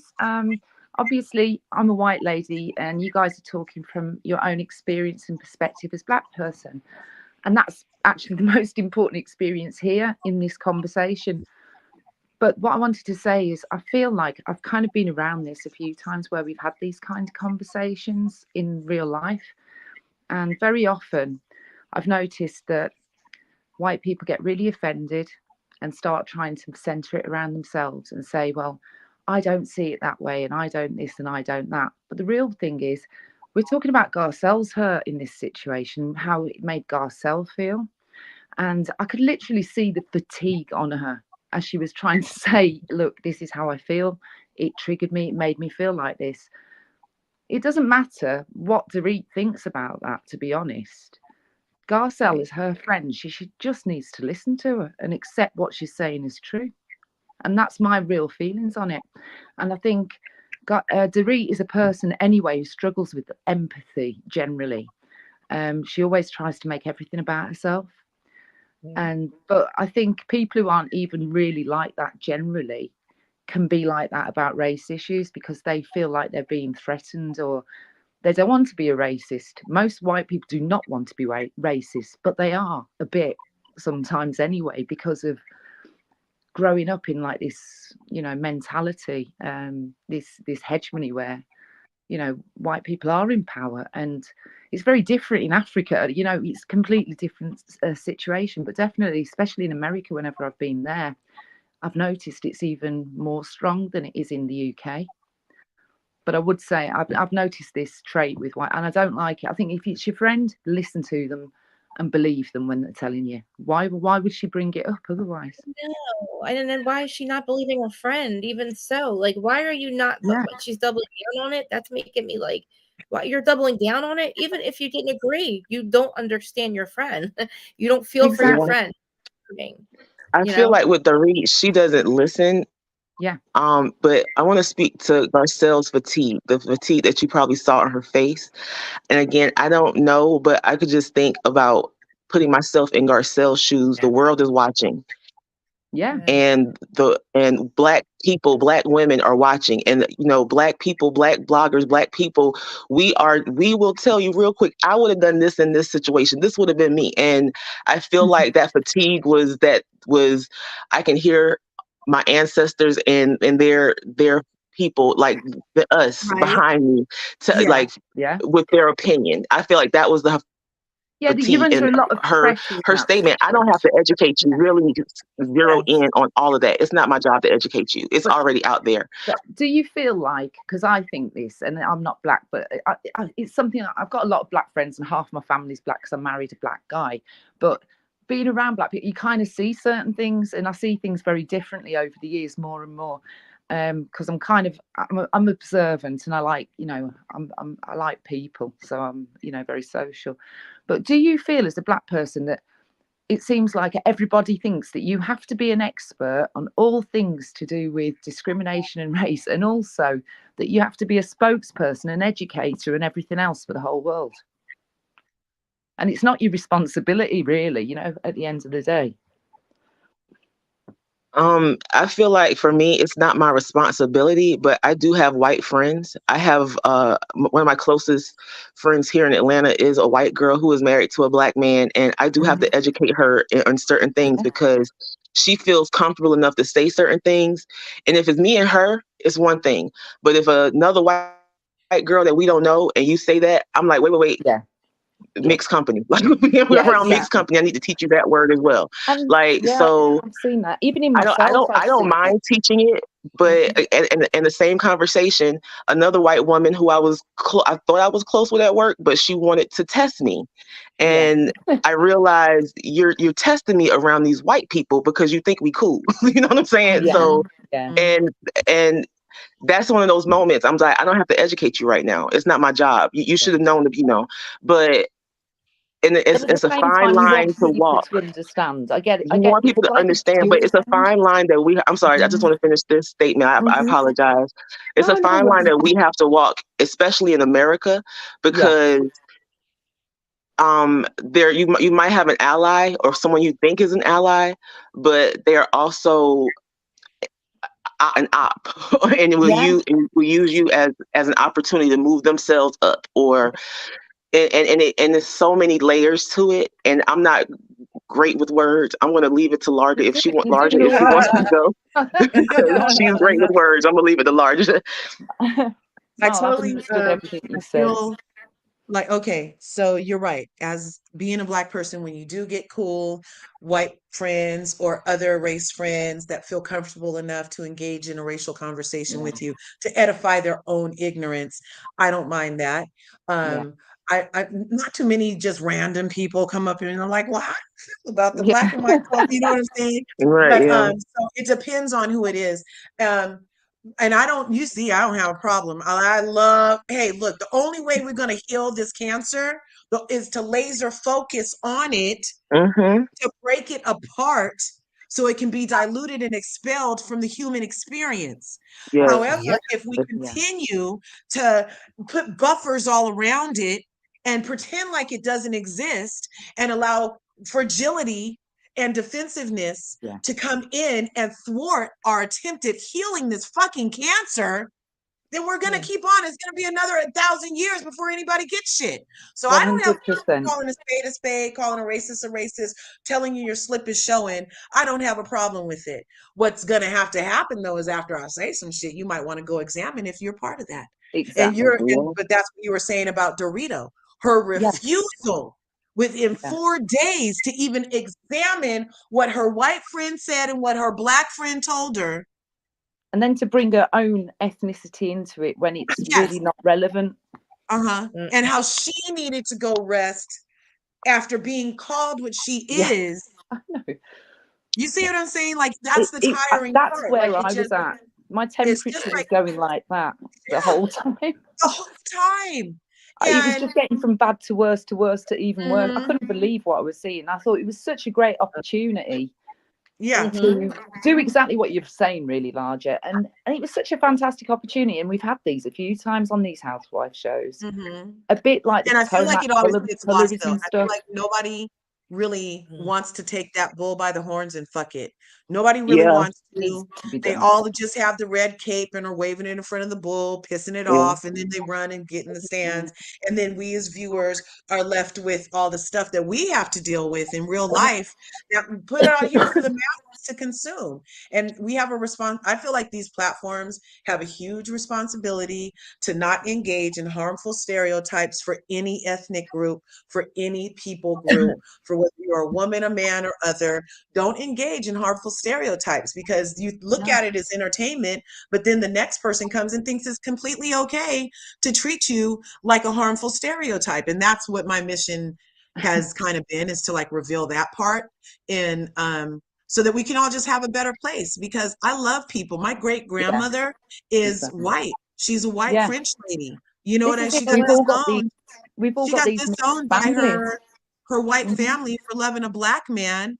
And so I understand personally that out of one many, and that my current experience is in melanated skin that people see first and treat me that.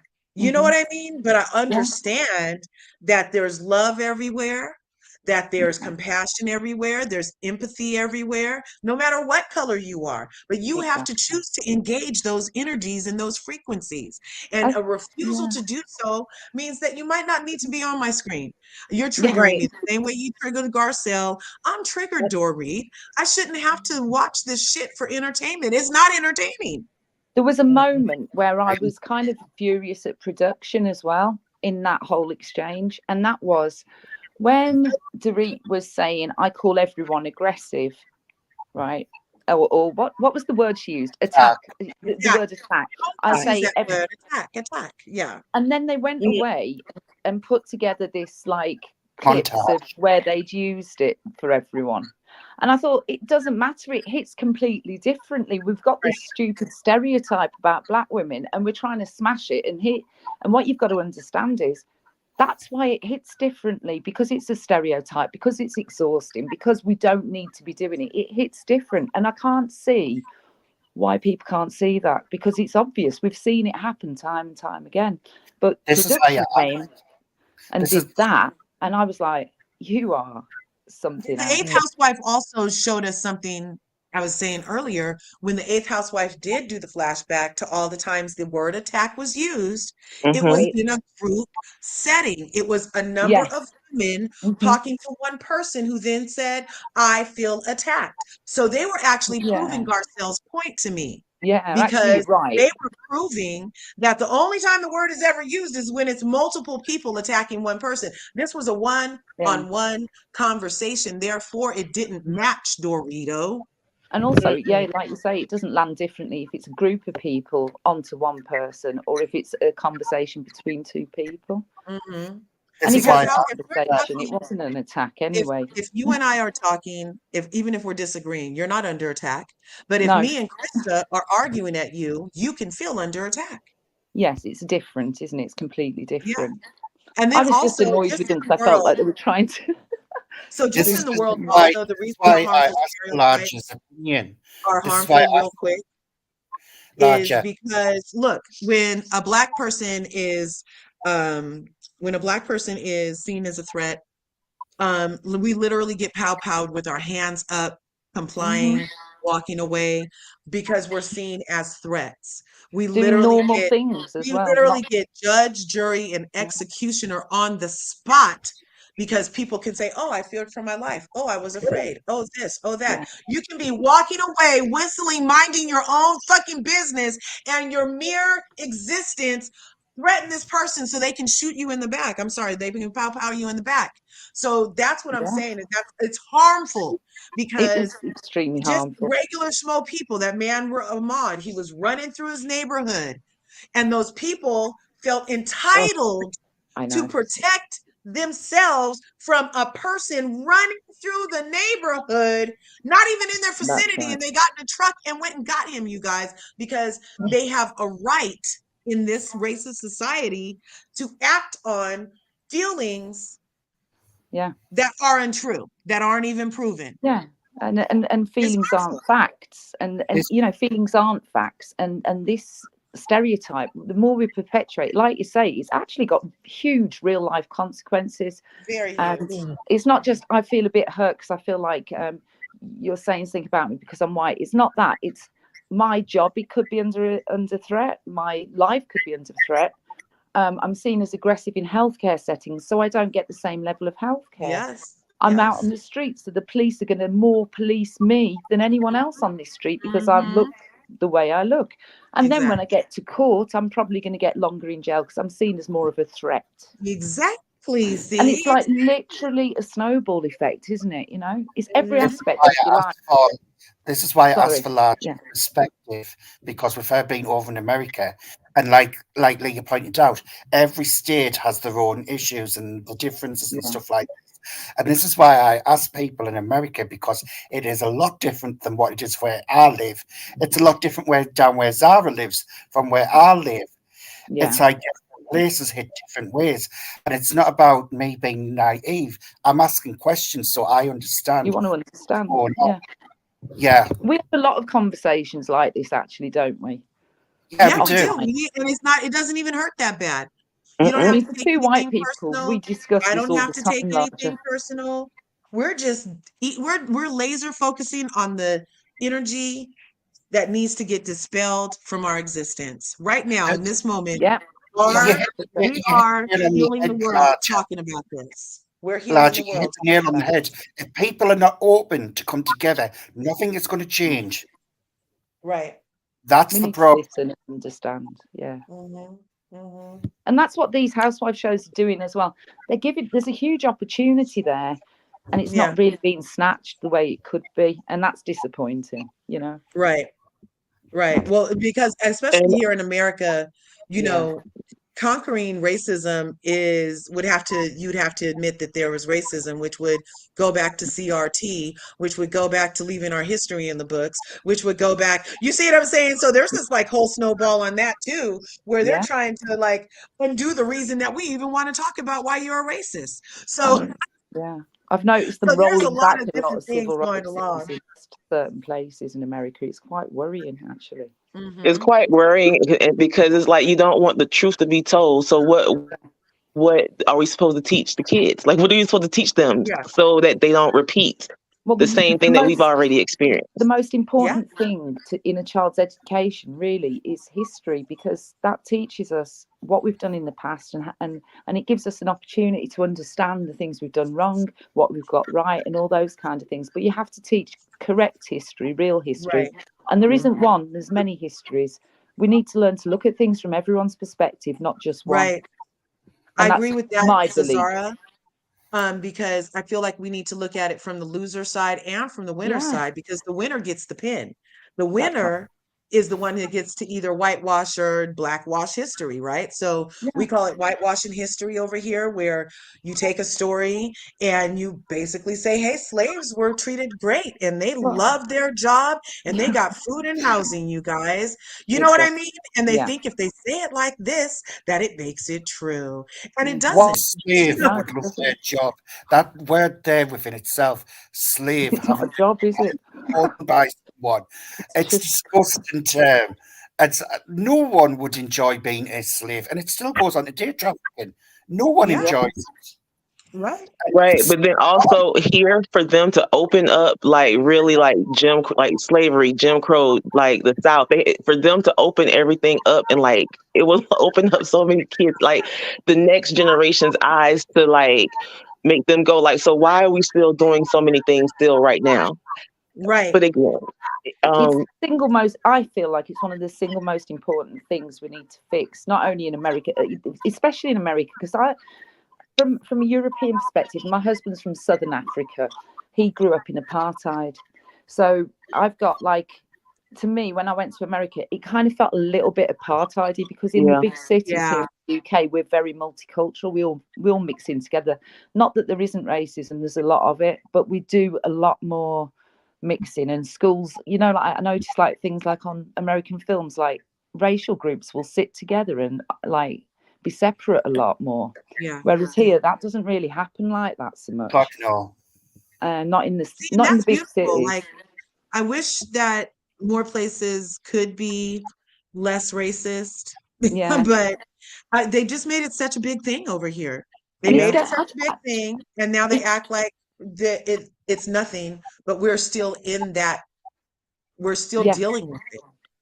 You yeah, and set I up an think the entire last few system to years, remind people that we're black and you're white and yeah, they're horrible and you're not, and they're a minority and you're great, and they're lazy and you work hard. And it's just all these lies. nonsense, right, because we all know every community and every group of people has all Has it different all. kinds of people in it. We're all represented. It's like if you Yeah. look at a group, one of my favorite groups growing up was Public Enemy. In that Yes. group, you had every kind of character that you could meet in your neighborhood, every single Yeah. one, because Yeah. there's so many different kinds of people out there, but they're in every race group and every, even like, say you're a feminist and you hang around with feminist groups. In that group, there'll be all different kinds of people. We're individuals, but we're a lot the same as well. And it's just about accepting that and just taking people as they actually are, not some weird imagined idea of who they are Yeah. that you've cobbled together from like all these I don't know. I really newspapers hope and I didn't think that in my lifetime I'd see a Black president.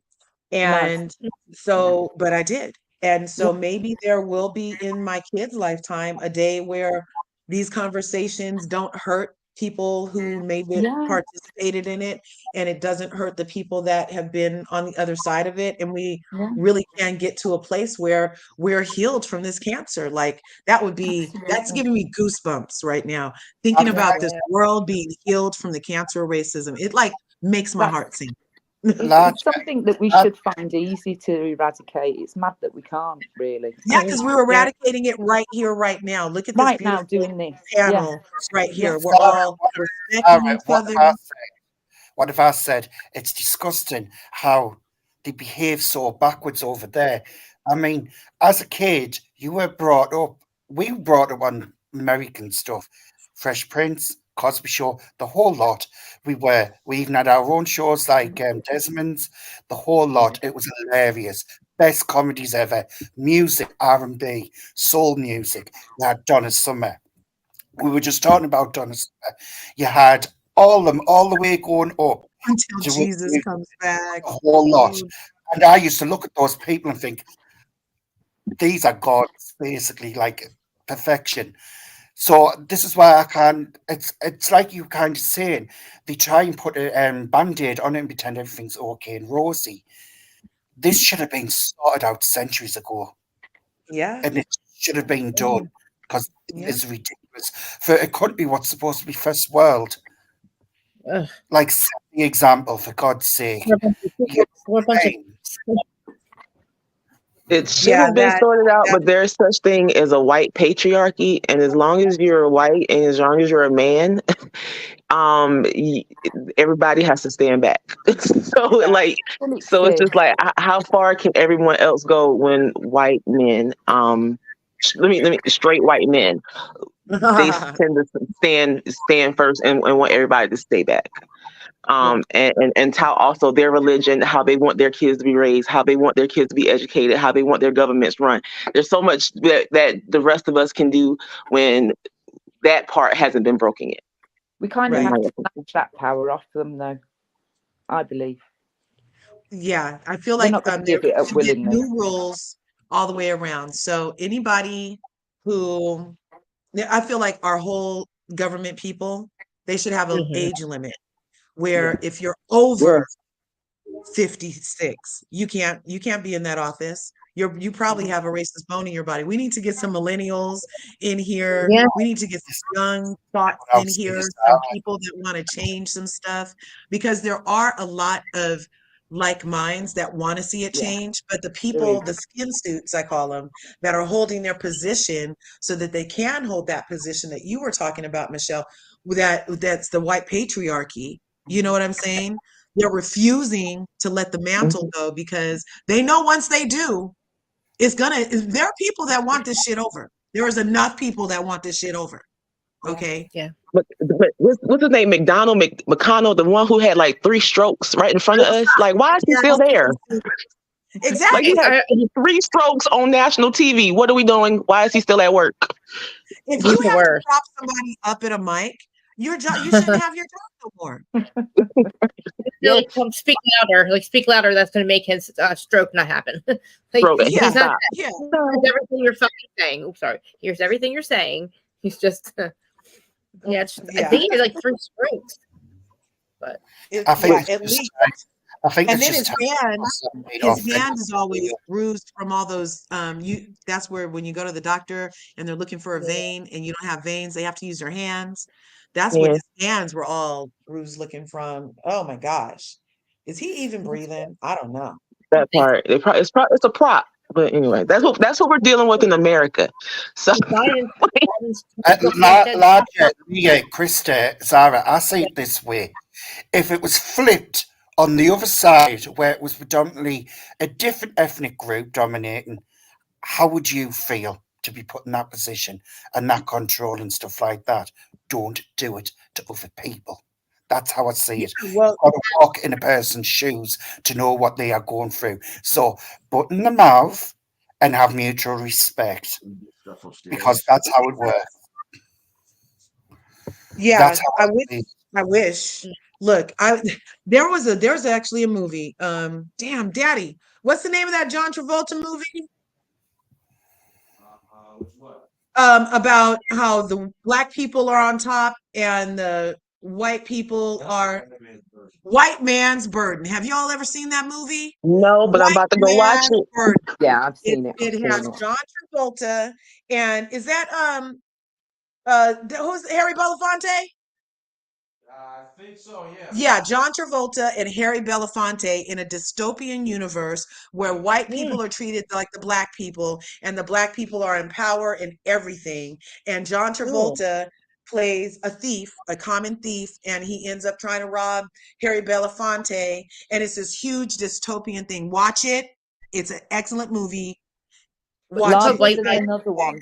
Yeah, There's it's another What's it one. crazy. called? It's really good. It's White called Man's Noughts Burden. and Crosses. Have you White seen Man's that? Burden. Wait, Zara, what did you say?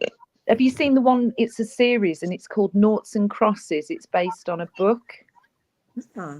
It's No. literally the same thing. It's like black people are in power and the white people are not. And it's like you say, it's like the world turned around and it's really, really good. I think it's actually written as a teenage novel, but it's excellent. Really, I would recommend it. It's called Noughts and Crosses. Oh my gosh, I see. It was since 2020 on IMDb. Yeah. Let's see. Oh my gosh, where can I watch this? Yeah, watch That it. It's looks really good. You'll enjoy good. it. Everyone should watch it. Actually, it's really good. Yeah. I want to. Yeah. That I wanna looks watch good. Not on the I'm writing TV. that down. I'm saving this to favorite so I can watch it later. Right? I'm doing the same thing. Krista's channel encourages us educating people. It's common sense how to treat each other. Let's not be lazy. Let's not be ignorant. Let's not use our power for for unruly things and get away with stuff. Let's be human because that's what we are. We are human beings. We have feelings and emotions. We all do. It's not just one ethnic group what has that. We all do.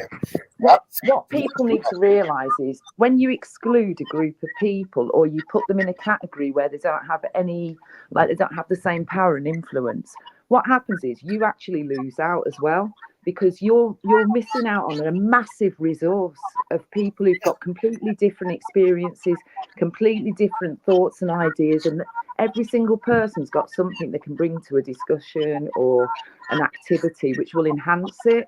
I really believe the power of the group, and I just feel like people are stupid because what they're doing is they're cutting their own nose off. Really, they're missing out too. It is. It is. And it's not moving forward. It's stagnant. And it's shown the development of people and how they behave and go on. It's like Neanderthal behavior. It's like, come on, we should be better than this, be doing better than this. And we are behind with this logic and the way we think. And this should have been, like I said, this should have been sorted out centuries ago for us to progress and be better than what we are. It's ridiculous. Exactly. Do you think that this is the reason that I don't have my damn George Jetson car hovering outside yet? Is because we are busy with this lowbrow We've shit? been blocking inventors from joining in. We've lost 100 years. It's like the lost century, I call it. It's the lost century. Yeah, like our we should evolution. be way further along, but we've been so distracted with constructs of race, of all this shit, that we are way behind the 8 ball, y'all. Listen, they're always 20 years ahead of us. They've literally hijacked this entire century from any kind of evolution. That's what it feels like, anyway. I will always say this: people do better, be better. Definitely. That's the main thing. And I always say that, Sarah, do better, be better. Yeah, and that you means, always say that. I mean, that always means include everyone. Listen to people. Listen and take it in. Don't have these barriers up. It's not. It's when a black person is telling you their situation, do not put the barriers up thinking, oh my God, they're talking about me. No, they're talking about what they experience. Exactly. And that's what you've got to understand and listen. If the shoe was on the other foot, it'd be the same way around. You've just got to, both sides have got to be open and listen and to learn to communicate properly and see where each other properly and where people stand and how they function and have to get on with in life. Because no one needs the extra shit. No one does. You should be born and be happy in your life. There shouldn't be this excess crap going on and this frustration and destruction going on and fear. It's ridiculous. It really is. That's where ignorance comes from, isn't it? And prejudice comes from fear of the unknown. And so you've got to get to know people and things and understand them to be able to, not fear it and not. People fear all kinds of things they don't know. I'm not just talking about people and racism, but everything. And if you think about it, really, that's where a lot of our prejudices and fears come from. It's silly. You just got to open your mind and sort of be open to stuff. But Yeah. I could talk I about this always all say, day, really, if I'm honest, and maybe we can revisit it as a topic at some point. But in terms of the housewives, it saddens me that they're missing an opportunity to do this. They're only interested in the drama. They're not the solutions and the But resolutions. this is quite dramatic, really, if you think That's about been it. shown through Atlanta. That's been shown through Potomac. It's been shown through on MBH, the likes of Lisa Renner and all that crew and their behaviours. It's trash TV. We're not going to get anything really good from it unless they flip the script and show resolution to get it into people's brain cells, the ones what don't think for themselves. This is not okay. And they shouldn't be doing baby steps. This should have been done centuries ago, like I say. There's no excuse to be racist in this day and age. There is no excuse. There is not one. And that's on every single ethnic group. No excuse. It's ridiculous. Well, It's you know, disgusting. That's all I can say. if you're a white person in the West, you really can't. People can't really be racist to you because you're the dominant group. So other than that, I agree with what you say. But I will also say, like I've always said, like I don't mind talking about race. I like talking about race. We're all in it. Like, so we should all be, we don't have to be comfortable talking about it, but I feel like, again, like you said, we should be open to having a discussion.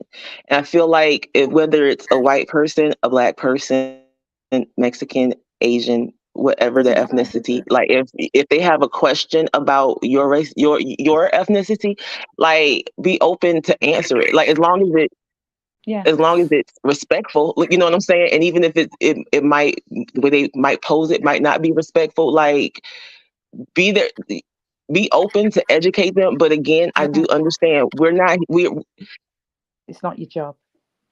it's not our job. It's not my job. But if you have that friend or that person in your life that feels comfortable enough to come to you, like don't be the one that constantly shuts them down. Yeah. Right. Because I learned so much about Jewish people. I had a Jewish friend at work. I didn't know she was Jewish. I just thought she was a plain old white girl. But no, she's Jewish, and like she educated me on so many things that like I didn't know they didn't like this. I didn't know. I thought being cheap was one of those things that they pride themselves on. Apparently they don't. Like they don't want to be called that. Sometimes it's Right. It's it's little things like that. Like just a conversation to be had. Just because you look different than someone. That's probably the one group of people I've never really been in a huge amount of proximity to, Jewish people, but I have met people online and asked them questions. It's not quite the same though, but yeah, it's a group of people I don't know as much about, if I'm honest, but I don't really have any feelings towards them, like any negativity or anything. But yeah, I think I've been lucky that I've been able to mix with so many people from around the world and live in different places and that. I think it helps, like you say, if you know somebody and you can kind of connect with them on a personal level, it really is the best way to do these things. Yeah. And I feel like when you come to someone with an open heart, I think people recognize that and see that. Yeah, I agree. Definitely. I think you can tell. I mean, I talk with my family members and that, and they always say to me, we can tell if a white person's just not really properly racist in terms of not overt. Well, when I say not properly racist, that's a bit ridiculous. But you know what I mean? Like, there's people who are like not over the top racist. Yeah, committed to a really crazy ideology. Not that. People who want to not be racist, but maybe are a bit because they've grown up in this hegemony of this supremacy thing, which we do live in. And so they've picked up certain things just by growing up in it. But that's not in their heart. And they'll say that. They'll say, we know who's coming to us with that spirit and who isn't. And And people who are, you can tell, can't you? You can tell people's intentions towards you. You pick it up dead easy. Yeah. So I mean, because I know for Black people, like someone said, like there's all you. I think you said are there within the community. There are all types of people within the community, yeah. and even within your own community, you don't trust everybody in your own community. Hell You know no. what I'm saying? No. Like, Listen, my mom's but a gypsy, so like we're thieves and all sorts. If you listen to people, and we leave rubbish everywhere, you've never seen people with cleaner houses, but they say they're dirty and all sorts, and con artists, and oh my gosh. But yeah, there's a stereotype, and there's a stereotype in yeah, every group. yeah, everyone gets stereotyped with something, and like we were just saying. Actually, there's all kinds. Of course, Uncle Fergus is a drunk and he's doing nonsense, but then there's Auntie Pat's lovely. Do you know what I mean? And she's always helping people. You've got every kind of person, and that was what I like that about the world. Actually, that everyone's got their own quirks. I just don't like when everyone has to get pinned in the same bag and treated the same. Because everyone is individual, regardless what ethnic group it is. Everyone has their own personalities. Everyone brings something unique to the table. You can't judge a whole group of people based on what you've just seen by someone. You know what I mean? Or the expectation or what you're being told. The only way you're going to find out stuff is actually communicating with people. Yeah. That is it. Good communication. But the other part of it is I don't believe in this thing where people say I don't see colour and stuff like that. I think it's really important to recognise people's ethnicity and the things that they find important about their community as a group as well. I think that's really important. And I love to partake in other people's cultures when they invite me to. It's great. It gives us a sense of identity and place and, It's the history. spice of life. It really is.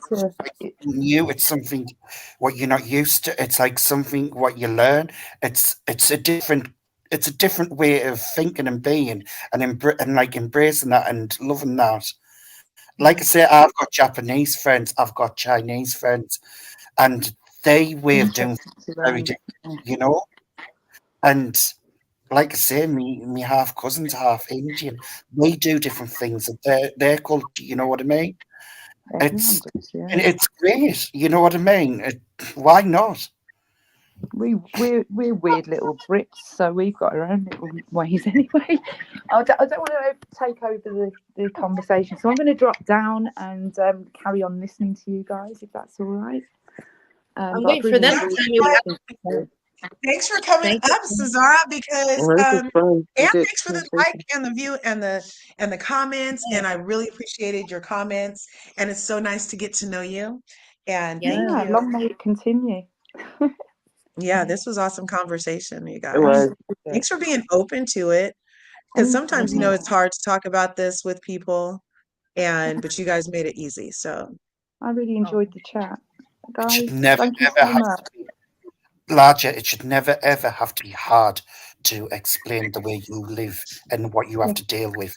It should be open and easy for anyone to understand. And this is the problem. People are just becoming ignorant and selfish. And it's like, no, it's not, in my point of view, I don't care, blah, blah, blah, that kind of thing. I'm sorry, but when the shit happens to them, they start and care. You know what I mean? Yeah. It needs to be addressed. And I feel like Dorit kind of proved that, like with her PTSD, like that matters to you. But this was going on with the Garcelle that you brought to her doorstep, that you created. Like it's light. Like you don't understand why it's so important, why it's such a big deal. Like and it's people like that that's the problem. It's your fragility. Like you're fragile because you don't want to talk about it. And it's just like Large said, like, thank you for being strong enough to have the conversation, to be open enough to have the conversation. Because some people, they want to like put their fingers in their ears and out of it. Like, no, you want to have let's talk about it. Like, cause if I can't say truthfully what it is, if I can't stand truthfully in what it is and show you what it is and examples of it, and you don't walk away like what has changed? What are we going to grow from it? You know what I'm saying? So yeah, like Lar just said, thank you for both you and Zara being strong enough to like sit and listen and talk about your experience as well from where you are and your perspective. And Krista for letting us like have this moment to Yeah. even have the conversation and put us on multiple platforms to even have the conversation. Yeah. Absolutely. Beautiful. I know you guys listen on Instagram too. I don't know if you guys. I made sure I wrote it in the chat, but I didn't want to interrupt you. So, but yeah, there's a lot of people listening on Instagram too. But I love that. I love that you love her. I will say this though. I think Crystal really needs to get real serious help because she's going to end up killing herself if she's doing this body dysmorphia stuff. It will. What? She's got children. Crystal. Crystal? Yeah, Yeah, I from feel. Beverly. I know where she's coming from. Hell. I want you guys. I'm sitting here waiting for. I want you guys to tell me what happened last night. With the I missed the whole. Basically, Like you guys, Chris, large was there, right? Large was there, Candor was there, right? And on Right. Freddie's. Oh, Okay, on who Freddie's. else? Monica just Okay. posted you guys because Okay, you now know tell me- Monica. Update me. Oh, Like, so last what- night, you know who was Yeah, over what- at Freddie's house? I'm going to Who? put it in the private chat. Okay. And basically, we were on the channel together. basically another blogger and a lapdog got put in the place by me after trying to shun me on the channel because Did my you see it opinion didn't in the agree. private No, chat? not yet. I saw. That's what I was waiting for you. I was not for that. Well, I wasn't sure. I wanted to know what the overall, like with Monica, like what was the like what happened, like what. Yeah, can you guys talk Well, about it or no? Yeah, well, last night on the other one, we were talking more about it. It was a pro Monica and a Pro no Monica, Monica panel. And Okay. the person that I just put in the chat and the other one, Candor mentioned, were Yeah. definitely no Monicas. And yeah, Really? sorry, take over, Candor. Larger, they came with intention, and I know fine well it wasn't for Freddie. It was for me. And that was what that was about. But I handled it quite well without mentioning names. I'm getting sick of the bullying. I'm getting sick of the two-faced niceness. Do what I say, but don't do as I say, but don't do what I do. That's what it was about. And I was calling her out for the BS she spews out on her blogs. It's toxicity, it's nastiness, it's mean girl spirited, it's not normal conversations, it's not Really? happy conversations, it's not points of view and opinions. What it is just dragging women unnecessarily and then turning around saying she's not doing this and that. I'm sorry, there was a reason why her channel got taken off for a good reason because of the toxicity. I tried explaining that to her. She wouldn't take my word for it. So The person I she put in wouldn't the let chat. she wouldn't let me up because I pointed out that she was body shaming Monica. Something what she doesn't say she does. And then I went backstage and she said basically you used the word that the word bullying and body shaming and stuff like that, so she wouldn't let us up. And I thought, right, you want to play that game? So I called her out on IG. She looked at the message 10 hours later. Her and her lapdog came up, a bodyguard to protect her, so she looks all sweet and innocent, putting on the act on Freddie's. I mean, how dare she? Freddie's better than that to be treated like that. And I thought, I'm a dumb and a hell couldn't let her get away with this crap. And she's not silencing me. Hell no. So I was calling her and her lapdog out every other word. And I don't know if largely if you catch what I was doing, but I was doing that in the chat. I am going to apologise to Freddie because I didn't want to do it on his channel. But I kept it so sweet and nice. She hasn't said nothing yet. As I say, do not do that crap because I cannot stand bullies or I will check you.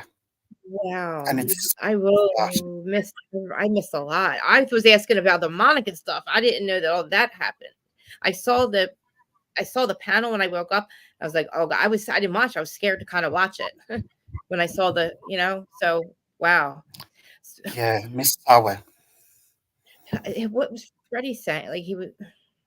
I've got to have a chat with Freddie because I said, Freddie, I need to apologise to you because I feel crap having to do that on his, and they only came over because they were trying to come for me. So that's what I'm apologising for. Great. See, this is Child. like do with Monica? Why are they protecting? Listen, Tanisha still works for Heather, correct? If Tanisha and Monica say what's wrong, why is Tanisha still working for Heather? Did anybody figure out? You know what I mean? Like Krista, I broke the fourth wall yesterday. You can ask Larger. The last thing what I Yeah, I'm said back. was, Okay, sorry about that. Reggie, you know, Larger knows, Adam knows. Production knew all this. It was all set up. These housewives will have known this to save the show because the franchise was dying on its feet. see, And this is this the is whole what thing. They didn't have to make Von Teese the thing because they could have just used the real account, whatever the account name was that was like saying they were like posting it, all the things talking about the other housewives wasn't Von Teese, right? So like I don't understand why people are not pro Monica. Like how are you against Monica? This is what I can't understand as well. It's like people are not watching the show. It's like they're asleep watching it. Like they're not really watching it. And it's clear they're jumping on the bandwagon. I've never watched this show entirely. They don't know these women. They just jumped on their bandwagon. And this is the problem. Heather has a part in this. That girl's been working for Heather. She's her fucking hairdresser. Still.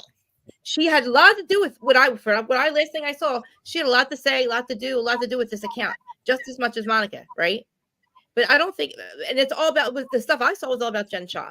I'm really confused how people could not be pro Monica, and then I don't know whether trying to find some major thing that she's done. Like what is her crime? Somebody tell me what her crime is. What was her crime here?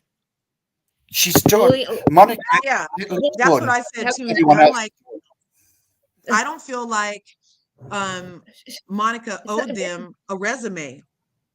How did she cause damage to any of the ladies left on the thing? If her focus on reality Von Teese was Jen, who's now in jail, and they haven't posted anything after that, then why are these ladies crying in a circle, gathering around each other after they already had a huddle on the beach, and after we know that Heather has known before they even left for Bermuda, because the Tanisha told the person that she did the interview with the other day that she told before she went to Bermuda, and she told her everything, that she was feeling guilty. And now she also said that she had hundreds of files, voice messages and everything that she's been releasing. And she only releases what Monica said. She doesn't release what she said, which is even more interesting. I'm pleased Large is watching, because this is what we need, people who think and see things for what they are, looking at the whole picture, not the tunnel version. And it's just like, what is going on with people? Where are people's intelligence? Listen, HR did an investigation on her black eye. She lied to HR, right? She admitted now that she protected Jen Shah this whole time. That means when they had that investigation, she lied to HR.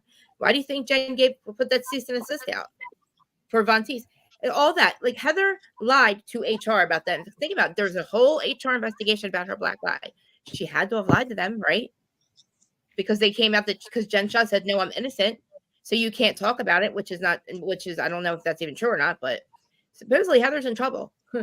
If Heather came out with it on that season, Jen Shah would have been dropped from the show because she physically attacked her. It doesn't matter. She protected her, but she didn't. She protected her until just now, until it was convenient for her not to protect her any longer. Yeah. Huh? And that's what's so weird too, is that everybody it's just working. I don't know. It doesn't feel authentic that you're so mad that you're crying. She bullied us. Fire Tanisha then, Heather. And the only bullying thing she did was against the criminal who you were living in her ass, Heather. She protected the criminal. Monica didn't steal the bag. It was the male friend who Monica's.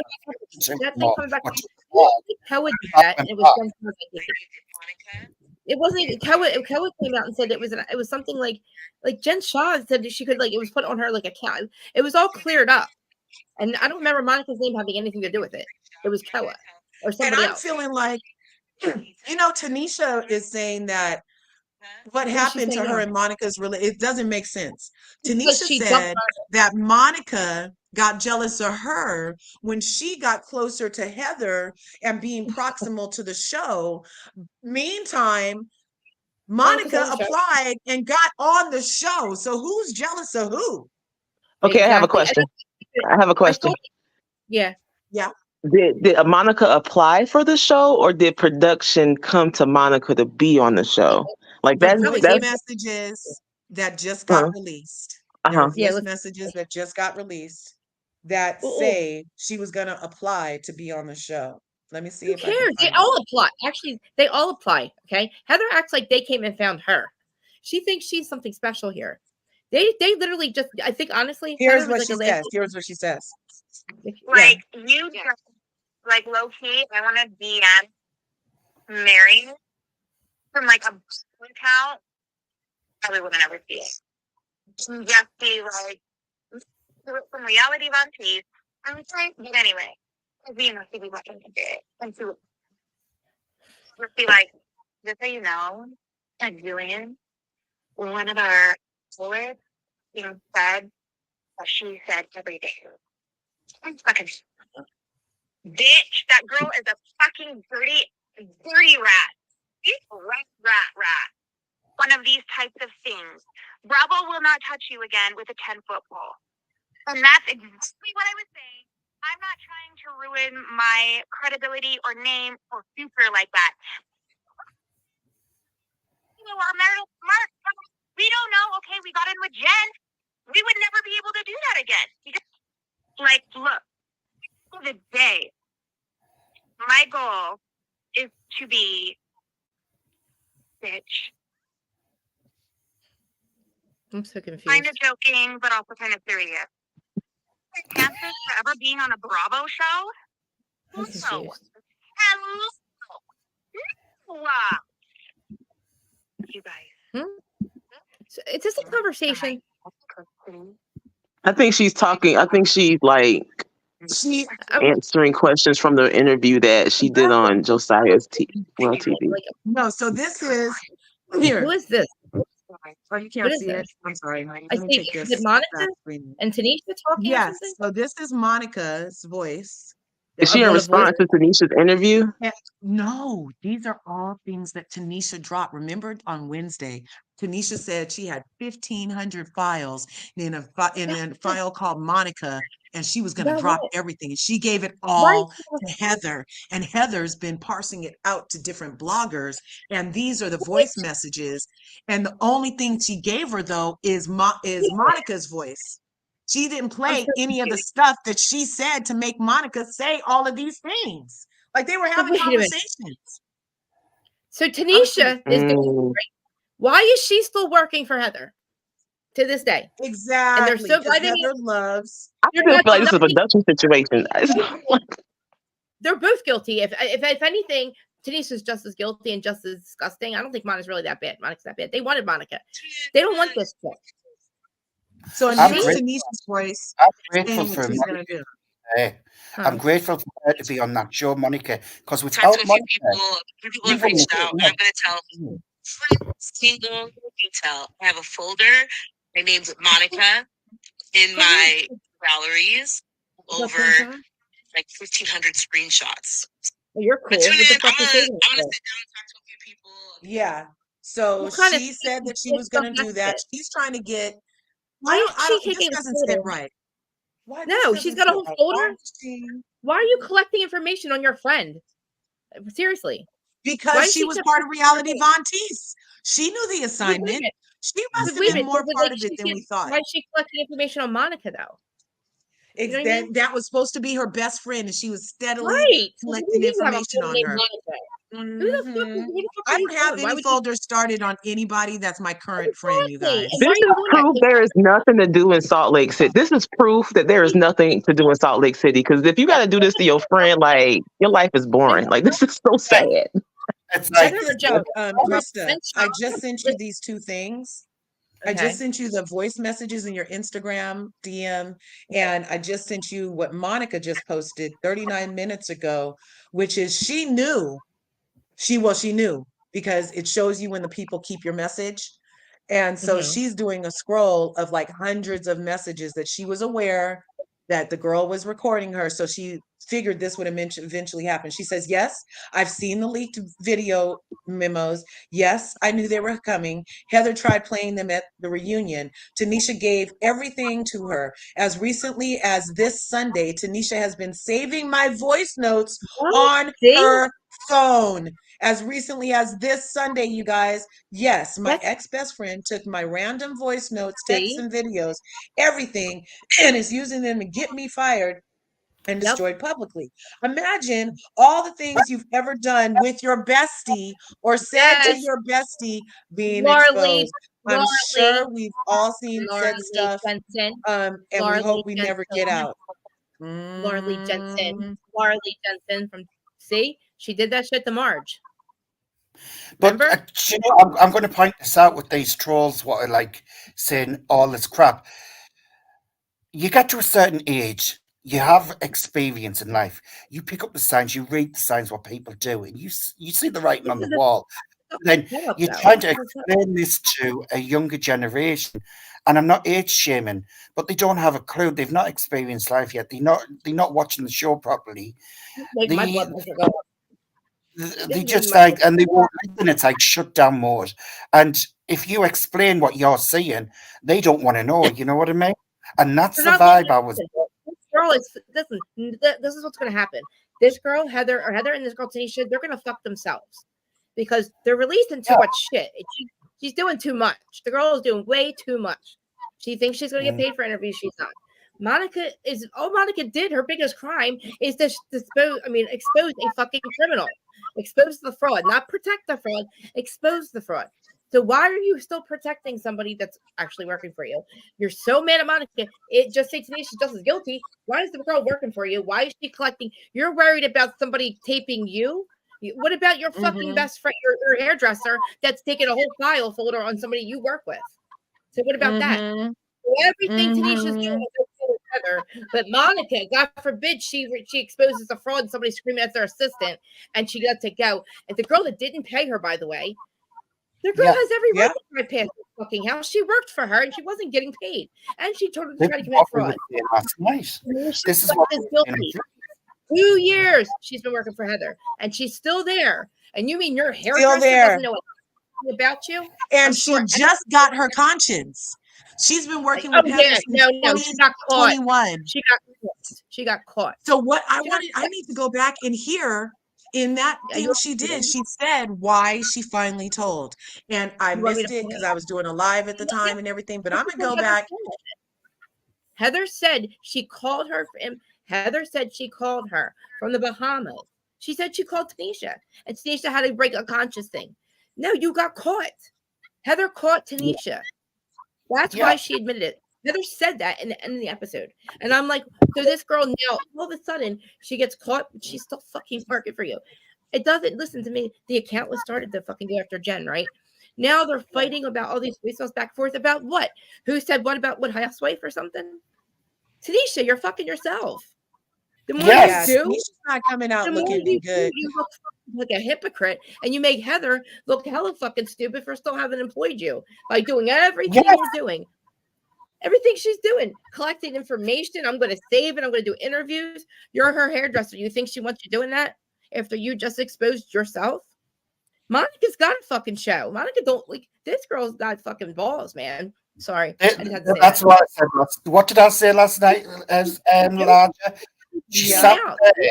She had all steel and took it on the chin and admitted everything, and just says, why she said in the last of it, Gossip Girl couldn't keep it up in the end. The thing is, she deserves a hell of a lot more than 6 grand an episode. She deserves to be on that show next season for what she's doing. If they don't bring her back, there's going to be a fucking riot or something. Well, never mind. Don't do that. There won't be a riot. We'll just very angry people watching a show being very angry. I'm just saying. Yeah. Her biggest crime was exposing Jen Shah. Who cares? So if that's a crime, a fraud, and those other women were protecting the fraud. That is the biggest crime. It makes no sense. You're not mad. Literally, you guys have protected. You said I protected her this entire time. The black guy gate. You lied to your boss. You lied to HR, Heather. That's what I mean. Let them keep talking. and let them keep doing lives because she's so thirsty. This Tanisha girl, she's gonna fuck herself. Think about it. She's actually exposing herself right now. It's like Monica's like, wait a minute, you're just releasing my stuff. Where's the other half of the conversation? Think about it. You think Monica's talking to herself there? You think Monica's just saying all whatever she's saying? You think it's one-sided conversation? What the fuck is that? She's like, I have recordings of her. You have conversations recorded of yourselves? How fucking sneaky. What are you doing when you're doing her hair? You know what I mean? Like, where do you think all the information's coming from? Jen fucking Shaw. And then it goes through, and then Heather. Listen, if you're doing something here, you know when you're a hairdresser, like you know everything. You were Jen Shaw's assistant, first of all. Did you hear that? She used to work for Jen Shaw. Come on, man. Yeah. So you worked for Jen Shaw too, you fucking thirsty bitch. Like, come on, man. Yeah. I'm very angry. Tanisha used to work for Jen Shaw, and then she left Jen Shaw and went and started doing Heather's hair. Like, but she's Monica's best friend. Why did her Monica break up or whatever? Because she said she was like getting too close to the show, or Monica was jealous. Monica has no reason to be jealous of this girl. Think about it. Monica knows she had it in the bag when we found out she was Jen Shaw's assistant, and she didn't, you know what I mean? All these things had happened. You know, Bravo was going to bring her on. And I don't think Bravo had a problem with this Von Teese thing. I think Heather tried to mastermind it. And think about it. All those texts and messages that they were showing us, those screenshots, they were all tweets and shit. There's no DMs about these ladies. And it wasn't fucking Von Teese. All Bravo was showing was, and Heather's like, this, I got timelines. I got this, I got that. You have screenshots of not Von Teese. That, you know, nothing about you guys. Like, it's so irritating. It's so disturbing that people are seeing Heather as some kind of, like, she's some kind of like savior of the show. She lied about Black Eye Gate for 2 years. She fucked us last year on it. Right? We were done with her last year. Then she tries to do this shit. She tries to set Monica up, and she made this whole thing about don't believe her, believe Meredith. Or no, they were about to fight Meredith. Remember? They were ending friendships with Meredith. Remember how bad they were screaming at her? Where's those DMs? Where's that account? You were ending friendships with Meredith, correct? Why are we now not talking about Team Meredith? We didn't believe Meredith, we believed you. Why would we believe you? That's nothing to do with it. All Von Teese did was talk about Jen Shaw. And if it's not, show it. Show us the rest of the shit. Show us all the stuff about the ladies, Tanisha. Where's all the other information? To me, you're like literally hiding a lot of shit. Because why is it? It's not like huh? It's pissing me off that people they don't see it. Hi, Hey.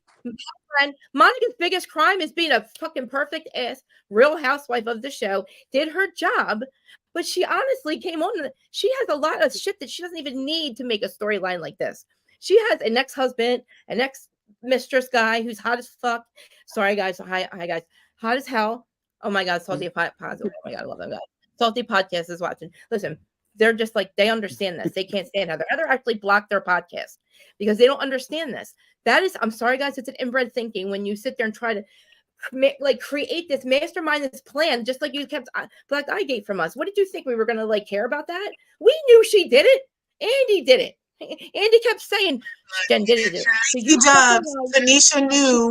Tanisha knew that she was going to apply to be on the show, and they were friends through the episode in Easter, you guys. They were friends. They were still besties through the Easter episode. What did Monica do? You're so mad at Monica, but you're going to keep your hairdresser? I'm fucking confused. I'm confused, Heather. And and I found out also, you know what we also found out? There's other stuff in that book. The stuff that was in that book, Heather only read us a little bit of stuff that was on there. There's more to that whole thing with Whitney too. Like there was more to it. They made this whole like I don't know what Bravo's doing, but it seems like they're She encouraged her to apply for the show.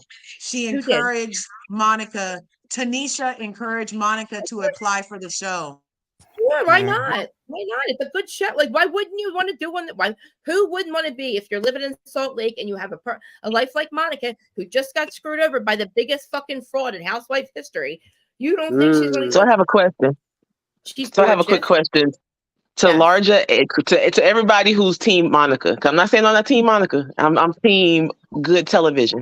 So to everybody who is Team Monica, my question. So you're saying that Team Monica. I'm just giving my professional opinion. No, I want to hear this. Okay, got it, Brendan. Got it.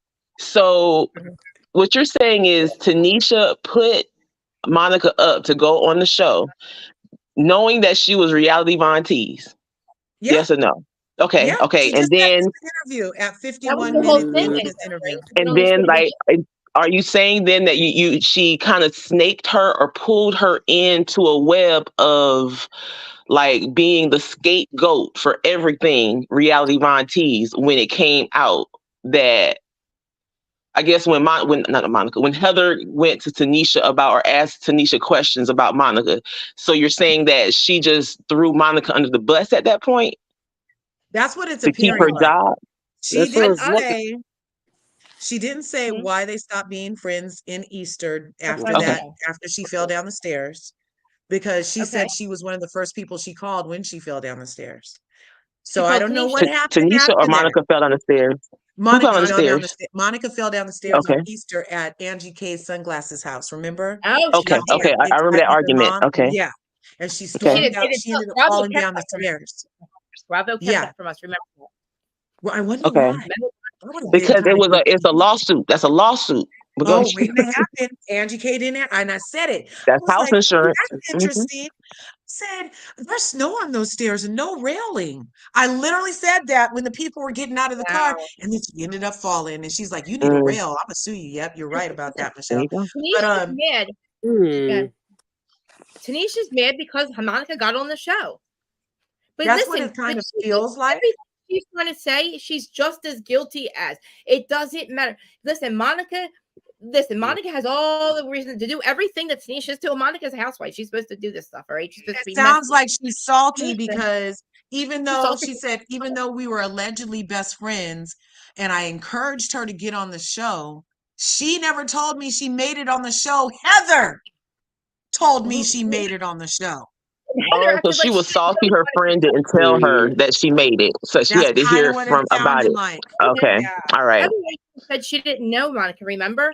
She acted like she didn't know who Monica was. She didn't know her story. Remember, Monica had to tell her, I cheated on my husband with my brother-in-law. Heather made her say that, remember? She acted like she didn't know anything about Monica. Remember when they weren't talking, they went to somewhere, they went shopping or something, and Heather's like, So is Tanisha saying that she knew all that stuff? Tanisha Or knew about the post.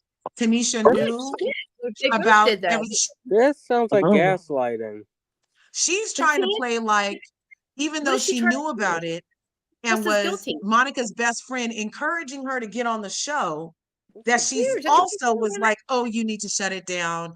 Oh, you need to stop. Oh, you can let up now. Just ask her for her money. So she's talking out of both sides of her neck, in Got my it. opinion. Okay. She's talking Because herself into a hole. She's yes. making herself just as guilty as whatever she's accused of Monica of. She's just as guilty of. If it's think about it. But Monica, listen, like I really still I don't understand why I'm focusing on why did we spend 3 episodes? Let's go back to like the actual show. Why did they fucking fuck with us for 3 episodes and make it look like there's something that Meredith had some account that they're like, you did it. We know they can't. We know what you did, my Meredith, about to fight Meredith. Lisa screaming at her and friends with Meredith because there's something with some account that like was talking about them and putting all this information out, right? Where's those DMs? That's what I don't want to understand. Why I'm tired of hearing about like who's trying to do Von Teese and who didn't, and who's like kept it the longest. To me, they're both guilty of anything. And Monica, who cares because Monica's on the show. To me, Tanisha's the one who's still working for you, Heather. And all this thing where you're screaming, crying, I can't work with her. I can't, Whitney, I can't sit next to her. I can't be in the same room with her. What are you going to do? Record us when we, and Monica's like, no, man, don't abuse your fucking employees and don't have nothing to worry about. Think about it. Monica didn't even flip out. All this stuff with Tanisha, if all what she's trying to do is just look, she's exposing Von Teese only because she got caught. Whoever, I don't know where the Von, who first found out about Von Teese. I'm trying to figure out what, because I mean, Dana hadn't found, it was because Jen Shaw did that cease and assist. And then somehow, I guess people found out that there's the Von Teese account. And I don't know after that why, I guess they reopened another. I don't know what happened after that, but the other one got blown up or whatever. But listen, that whole time, Tanisha's still working for Heather. At this point, Monica, all she's trying to do is expose the lady that fucked her over and the fraudster that tried to get her to commit fraud. And there's another thing. You guys think that Monica's some fraud because she had different last names? You can't be on a federal docket on a case in a federal fucking lawsuit, whatever it is, against a witness against somebody who's being accused of fraud.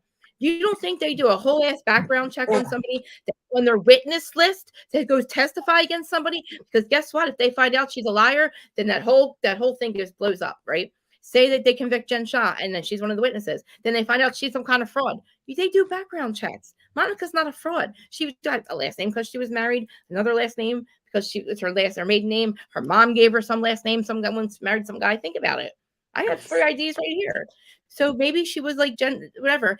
Heather acting like she has no idea who she is, nothing about her. Why are you acting like that? And then now you're like, we find out hairdresser's her best friend, and your hairdresser's in this Monty's account, and like she just found out in the Bahamas. Heather acted like she just found out in the Bahamas. She created this whole like scene on the beach where they're crying over it. Like, blows my fucking mind because I still don't understand. Where is the crime with Monica? I want to see what you were blaming Meredith for. Where is all this screaming at Meredith? What did she do? Where's all that information about lawsuits and people not paying their taxes, Angie, and somebody being in the Greek mafia and all the stuff they've been bullying us for 3 years? Where? Show me. Where is the fucking? Where's the DMs? I don't remember any blog. It was all these tweets that were coming out and they're showing us, and Bravo's showing it has nothing to do with Fontees. I'm so pleased you switched on. I am so pleased you switched on and saying this because you're saying exactly what I've been saying all along. It doesn't make any sense. And then like other commentators are trying to find out she wanted to be like Jen Shah. Hello, Jen Shah's nothing to aspire to. Jen Shah's a fraud. If she wanted to be like Jen Shah, she would have fucking committed fraud when she asked her to commit fraud. Nobody wants to be Jen Shah, okay? Other person, Jen Shah's kind of a narcissistic sociopath, I think. No shit. Yeah, exactly. Brendan, Love Bean, you said it. She's a sociopath. That woman woke up every fucking day, looked at her kids in the eyes and her husband and her family, and made a decision consciously to fucking do some shit like that puts her entire life in jeopardy. What she did that every fucking day. And then you got the balls to fucking come back at us and cry, I'm not guilty, make some scenes with your kids, fucking try to say that they were with the guns and shit. Remember that shit she pulled? She tried to she was fucking with the government. Like gaslighting. She was caught. And this asshole's over here are protecting her. Oh, Jen, look at all the fucking footage of Heather going, she's my friend. Oh, I'm going to wait till she's found out in court, blah, blah, blah, blah, blah. You protected this fraud, but all of a sudden, none of them can be in the same room with Monica, the one who didn't really actually expose her. She was already exposed. Thank you. All she did was expose her how she was treating her employees. And thank God she did that shit. Thank God she exposed her. And as she's screaming at everybody, look what she did to Koa. The way she screamed at him. Look at the way, like, that's not fucking cool. And if you don't pay me, bitch, and you have 16 other employees, and you tell this girl that you probably promised her she would probably get some kind of job or something. You can't even call her an assistant because she never paid her.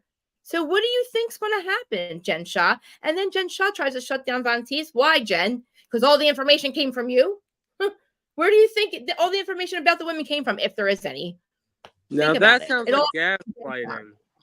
It's so crazy. It's like Heather thinks that she was some kind of like, I don't know what they call it. I was listening to Salty Housewives. The way she was on the beach, the way she courted, like literally had them like, like basically preaching to them. And it's like, you guys don't understand. I couldn't even believe they were crying. And then to sit there and play some game at the table. I was like, my mind was blown that they played this fucking game that was going to lead back to going after Monica, and it doesn't make any fucking sense. Oh, I know who you really are. You're Vontees. Listen, she told you who you were. She told you I'm this one. I cheated on my husband, which you already know, Heather, with my brother-in-law, which you already know, Heather. I'm in bankruptcy. I did whatever she named down the line. And Heather's like, oh, she was only honest because we knew she would find out. No shit, Heather. That's what we do. We're sleuths. Of course we're going to find out. And of course her best friend works for you, asshole. So you don't think that say that like Monica on the game, you don't think that Tanisha was sitting there feeding Heather a bunch of shit about Monica the entire time and having Heather sit there and like get madder and madder and madder and like try to like, I'm going to take her down. Did you see how she acted when Bravo's like picking up the camera? She's like, no, it's too much. Like you're breaking the fourth wall.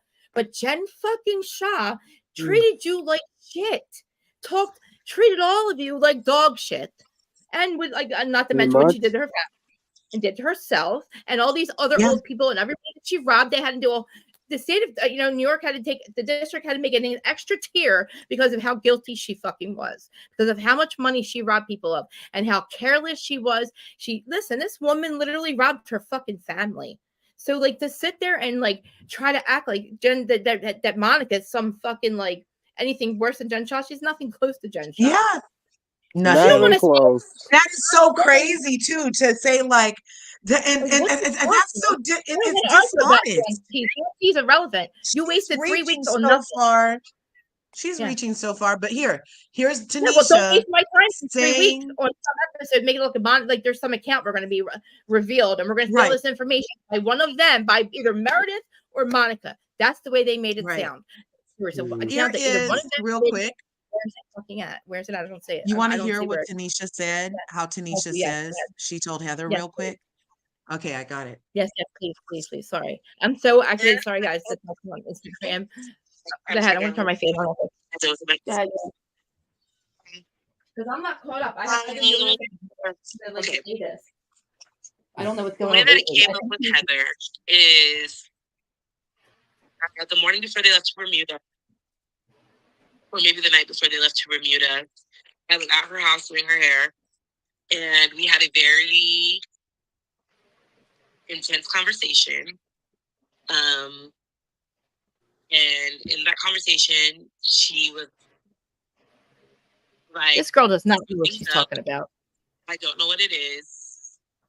Are you, she was just like, are you and Monica in cahoots? And at this point, when they were going to Bermuda, I think they went to Bermuda in like, I want to say May. Trying to say? I don't know, something like that. What is she trying to say? I say it was May, but I don't know. I have no idea. So we had not been friends for a couple months at this point, but I never talked to Heather about Monica. So liar. Heather didn't know where I actually stood with Monica. So you actually were like lying to your fucking boss then. Were you and Monica plotting against me? Like, is there anything that I should expect from reunion, or not from reunion? Is there anything that I should expect from this trip? Like, is she gonna blindside me with anything? And I was like, honestly, Heather, I have no fucking clue. I have not talked to this girl in months. I don't put nothing past her though. Like, I just have no clue what, I'm not in cahoots with the girl. But it was a very intense conversation. We were literally crying, and it was just, she's like, I want to believe you. I believe you. I want to trust you, and I do trust you. And, I'm not going to get into the more details of that, but it was a kind of intense conversation. And then the guilt that I felt in my throat was heavy. Knowing what I knew, knowing that I had told Monica to stop for a year, to stop running that page. And I try to tell her, like, it's done. Like, you're on the show. Like just delete it. She's like, it's going to be obvious if I delete it now, because now I'm on the show and then it's gone. So she didn't want to delete it. She didn't want to delete it. Oh my gosh. And in my mind, I still have this weird sense of loyalty to her, of like, this is hearsay. This is all hearsay. I don't want to wrap Here's her all her 30 voicemails. Or 30 conversations. I was so I don't believe the word she said. I want to see proof. I want to see when I left her house or conversations. Somebody, I said, hey, I've been holding a secret, and she can't be trusted. Her word can't be trusted. It's all hearsay. I don't believe her.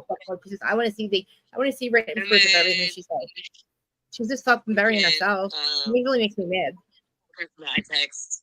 The longer she talks, it's crazy. It was like, I thinks she's paid. Hear what you're saying. I understand your hesitation, but it's like, take a night to sleep on it. But yeah, I think you should eventually tell her. And so I was like, fuck. So I did sleep on it. I didn't like say anything. I was like, it was bad. So what the fuck is she saying? She lying. Called Heather and told her, I texted her and said, hey, are you free to talk? or something along Just those lines. I just don't know why And she didn't tell then Heather. she was like, yeah, what's up? And I was like, okay. So then she called me. And that's the scene that we seen in the season finale where it was like, oh my God, are you serious? And This girl that was was not even, me, she's like or if that talking was, like if she does have, in circles or something. I don't know. so she got it verified, like what I was saying. And Heather was hesitant to believe me at first. So Heather was not like, you're right. Like it was nothing like that. Heather was very skeptical because I think at that point we all knew what Monica was capable of. So Heather was, and she knew that I was like this with her, right? Or someone thought like that with her at one point. So she was like, show me the receipts. So then I had to like start finding like receipts and proof. I totally told like my involvement with everything. I told her I was just a fool. No, you didn't. You got caught.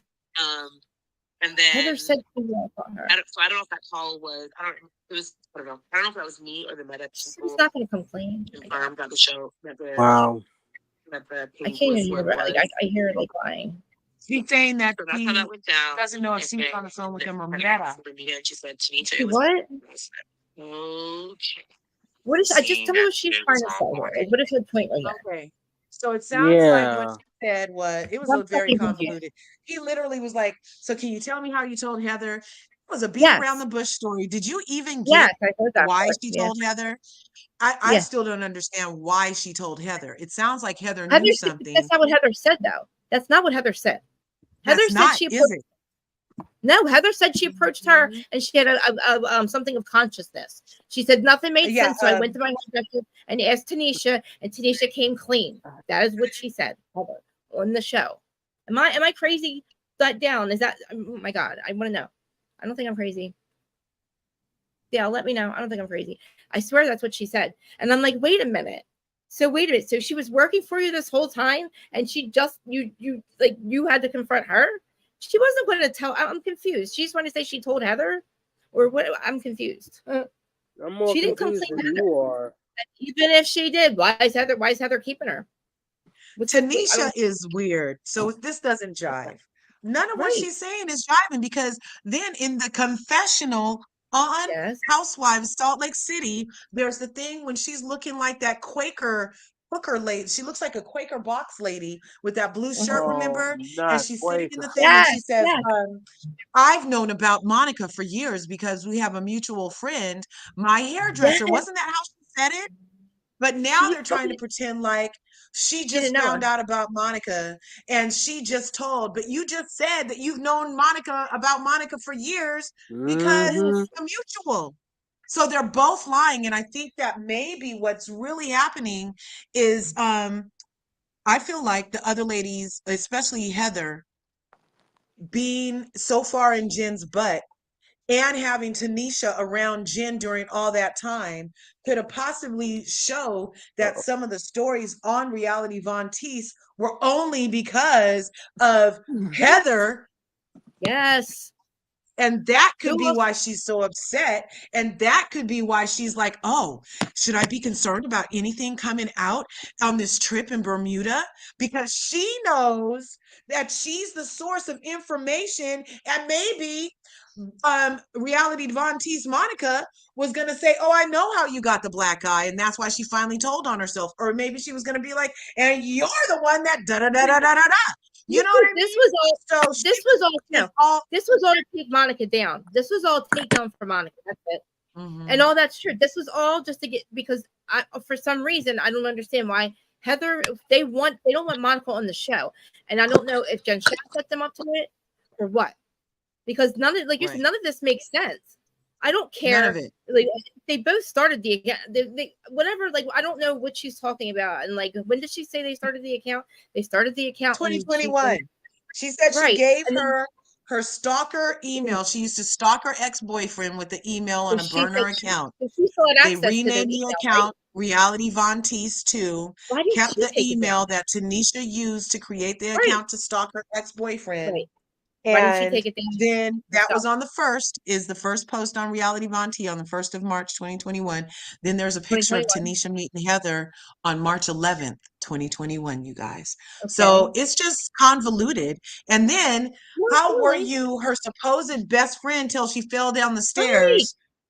Why That was was just that the day that you fell out? That's so weird. And then she started and she saying things like, "Oh, I just got on the receiving end of Monica. She started doing to me what she what? was doing to others, and my turn finally What was she came. doing? And I What thought was we she were doing? friends, but she What was never she doing? said. She's not So saying." exactly, there's nothing. She did not. She stopped being friends with Monica because she was jealous. So she wanted to help Yeah. Heather go after Monica. She's not making no goddamn sense. Why did you stop being friends with your friend? All Yeah. I saw was them That doesn't teaching make her any to like. sense. If you still had access to the account, girlfriend, why didn't you shut it the fuck down? Why don't you take it down? Yeah. You had you She gave her could the have. She email, could have right? reported it. You could She have could have taken it down. reported She it could have. or anything. Nothing's making sense. There's a problem with it. I want to know Something's not where adding up. it's crazy because there's all the stuff that they tried to show us that the women. Why were the women trying to fight Monica? Where's all those where's all that like information that made them that angry? Think about it. First, they were going to end their friendship with Meredith. Think about it. It was so dramatic, and now they're going to fight Monica over like revealing information about them and bullying. Where is the proof? It's not Von Teese was going after Jen Tanisha's Shah. even in the music video Oh. that Jen did for the The WAP WAP? video, remember? Yeah, the Oh my WAP. God, That's Tanisha in that video. we're trying to figure out who And P that is. was the We first didn't time she met Monica was doing the Yeah. WAP video with Jen What? while doing Jen's hair is how far They just she goes became back with besties? Jen. They became besties.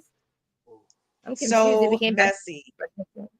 It's so That's crazy that she's that crazy. she's got 30 DM or 30 private men. What if she have 30 conversations about 1,500. Monica? She said 1,500 Where are they? I want to screenshots hear in a them. file. Well, she played some of them. That's That some was what I was shady ass playing shit. you. That is some Were those shady ass shit. clips? She's Yeah, failing because that's she's gonna have to release everything because it doesn't. First of all, everything sneaky ass shit she's doing is what Heather is mad at Monica for allegedly. So make I'm like, there's like, oh my God, it just makes no sense.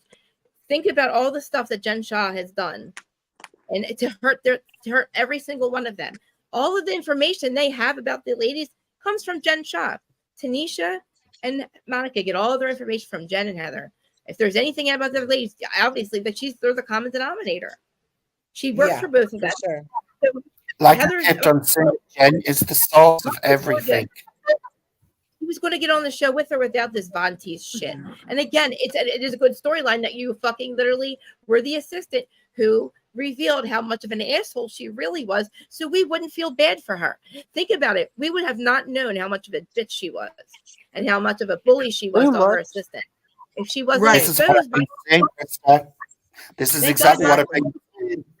because we were able to see that, oh my God, she is guilty. Like, think about it. We all knew she was guilty, but then we were also feeling bad for her. But no, thank God we found out she treats people like shit.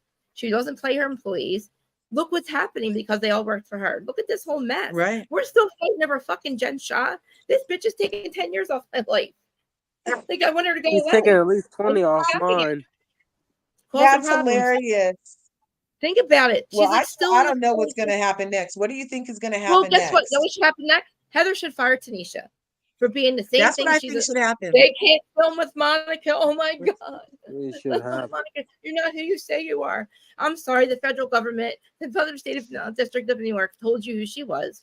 Look at the docket. That's who Monica Fowler. Just look at that. They'll tell you exactly who she is. If she was some kind of criminal, she wouldn't be able to be a witness against Jen Shah, the biggest criminal in America. You think they're going to risk a witness being a shady person if that gets something that like she was found guilty and then go back, oh, guess what? We found this on your witness. The whole case goes to shit and Jen could probably get out and be free. And then she'd be in her faces again. Without Monica, we would be like, and Jen Shah might have like been able to like, and I don't know. She would have went to jail anyway. But we would have been half on her side. Think about it. We wouldn't have known how mean she was. Oh no, did she get fired already? Oh look, Manny wants the link. Manny wants the link. She didn't get fired. What? Who got fired? All right, hold on. Drop it right Mademoiselle said she heard that Tanisha's not the hairstylist anymore. She Where, was really? yesterday. Yeah, this morning actually. Salty, did you hear Let me anything look about on her that? thing if she still has Yes, it. you drop her. Heather and her U-turns. I I'm gotta gonna go, see. guys. I gotta get ready to Okay. see Nana at the hospital. Love Oh, you, tell her friend. hi. I hope she's doing better. Bye, I bye, will. Nan.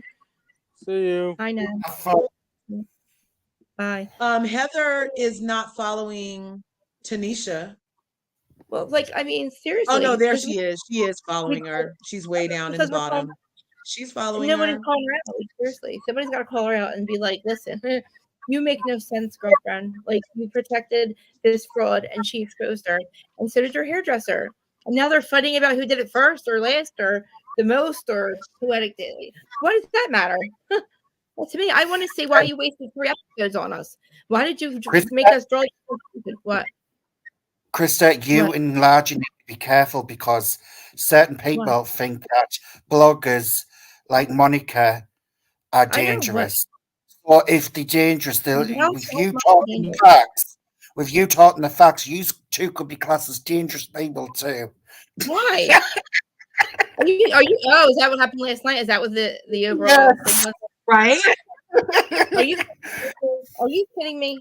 Unhinged and dangerous. That's the So what's words. not dangerous about protecting somebody who gave you a black eye? What's not dangerous about that? Somebody who's actually that violent. You didn't tell us. You had all these. You had your crew around this violent person. You had other housewives around this violent person who gave you a black eye, and you didn't say shit. You lied to HR. So what are you? What is this? A hypocrisy? I'm sorry, but Mary's been calling out these women from day one, and everyone's been on deaf ears. She's been dropping crumbs every single season. Think about it. You protected a friend. What I mean, what's not dangerous about that?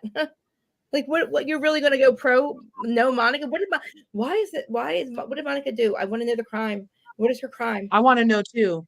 Because What she is her said crime? Monica started doing stuff to her, but Tanisha is getting it, you guys. She's starting to get the internet trolls. And 5 hours ago, she's like, y'all attacking me in my DMs like this. She doesn't make You sense. know that and then she Make put a no sense. picture of that judge that got attacked by that guy when he jumped Yeah. over. He literally flew and did it. She's like, you That was guys are bad. attacking me like this. She says, She's listen, got to yes, stop. I'm She's fat. doing it. I have been She's my got to whole stop. life.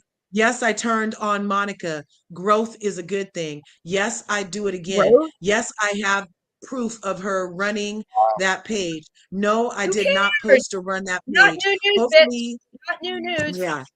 Not new fucking news. We know she was running the page. That's not a secret. Why does she sit there and act like we don't know this already? You're not exposing her for anything. Growth is not. That's not growth. She didn't fucking get like record you 30 fucking times. You recorded her. That's not growth, honey. That's literally sitting in the shit. You don't want to be her friend, and why'd you record her? That's not growth, honey. Huh. You call that growth? Think about it.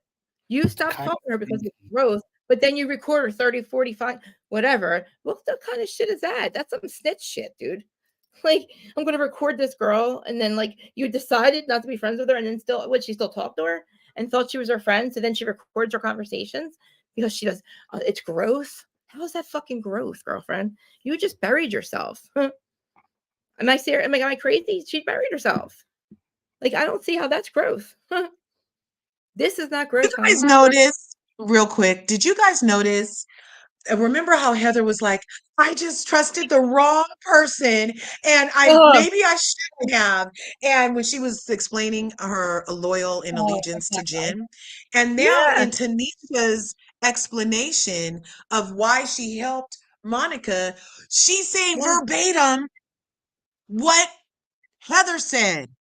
That she was just, the wrong person and she did it for too long. And maybe she was wrong, but she was just trying to be a good friend.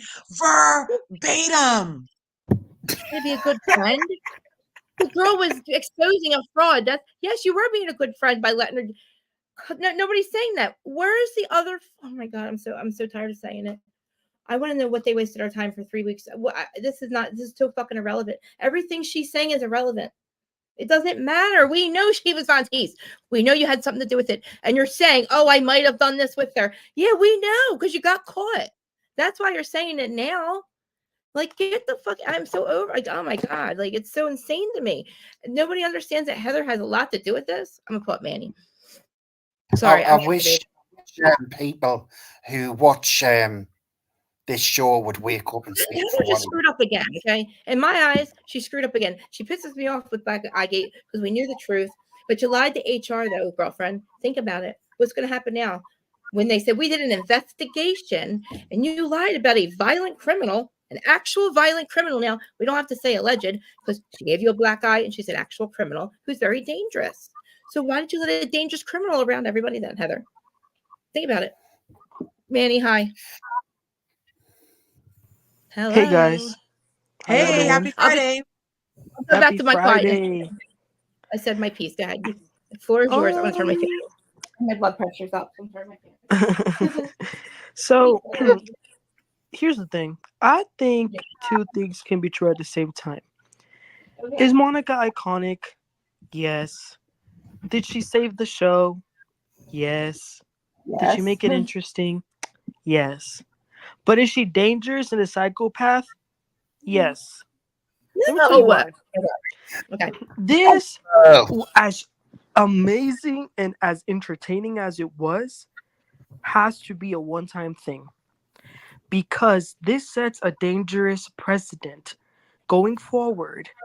If what we're saying is that stalkers and trolls are allowed to be on the show, do you guys really think that the women are going to be comfortable letting other women into their homes, sharing their personal lives, sharing their businesses? I do. Yep, with I do. people who have done this? Can I point this out? Every show, every franchise. Listen, let me answer one question. I think she's going to be comfortable because she let Tanisha work for her. So. Oh, well, that's she's comfortable. That's good. And she protected a violent criminal. She protected a violent criminal. So yeah, I think Heather would be comfortable with it. So, yeah, go ahead. Super duper comfortable. They have all burner accounts, each franchise. So that theory is debunked straight away. Emmanuel, really, these people are doing the show for a reason. These are not normal people. These people have money and fame. Every one of these housewives have done it to each other. It doesn't matter. So let me try to understand the logic real quick. So what information did she leak? What information did Monty's mom leak? Well, it's like, okay, let me ask y'all this. Yeah. So y'all think it's okay that like she hid this from them, right? Like that she didn't tell them that she had this account. I don't think it's okay. No, I think she was scared. No, I don't think it was okay, but I don't think that's if that's the worst thing she did, is not tell them she was Jen Shah's exposer. They should understand that. Because Heather did the same thing. Heather protected Jen too. So what the fuck? Yeah. Why is she allowed to protect Jen, but Monica's not allowed to protect Jen? They had a cease and assist. They could not tell about it. But Krista, here's the thing: if it was about Jen, why? It wasn't. Remember when Monica first came onto the show and she had that little meeting with Angie and Lisa and was talking to them about, oh, I knew Jen. Blah. Why didn't she tell them? Oh, I was actually one of the people that helped take her down. I had this. She kind of did. She said I was a witness on her thing. She told her she was a witness on her case. The other thing is what makes Heather worse than Monica, and I'm telling you this now.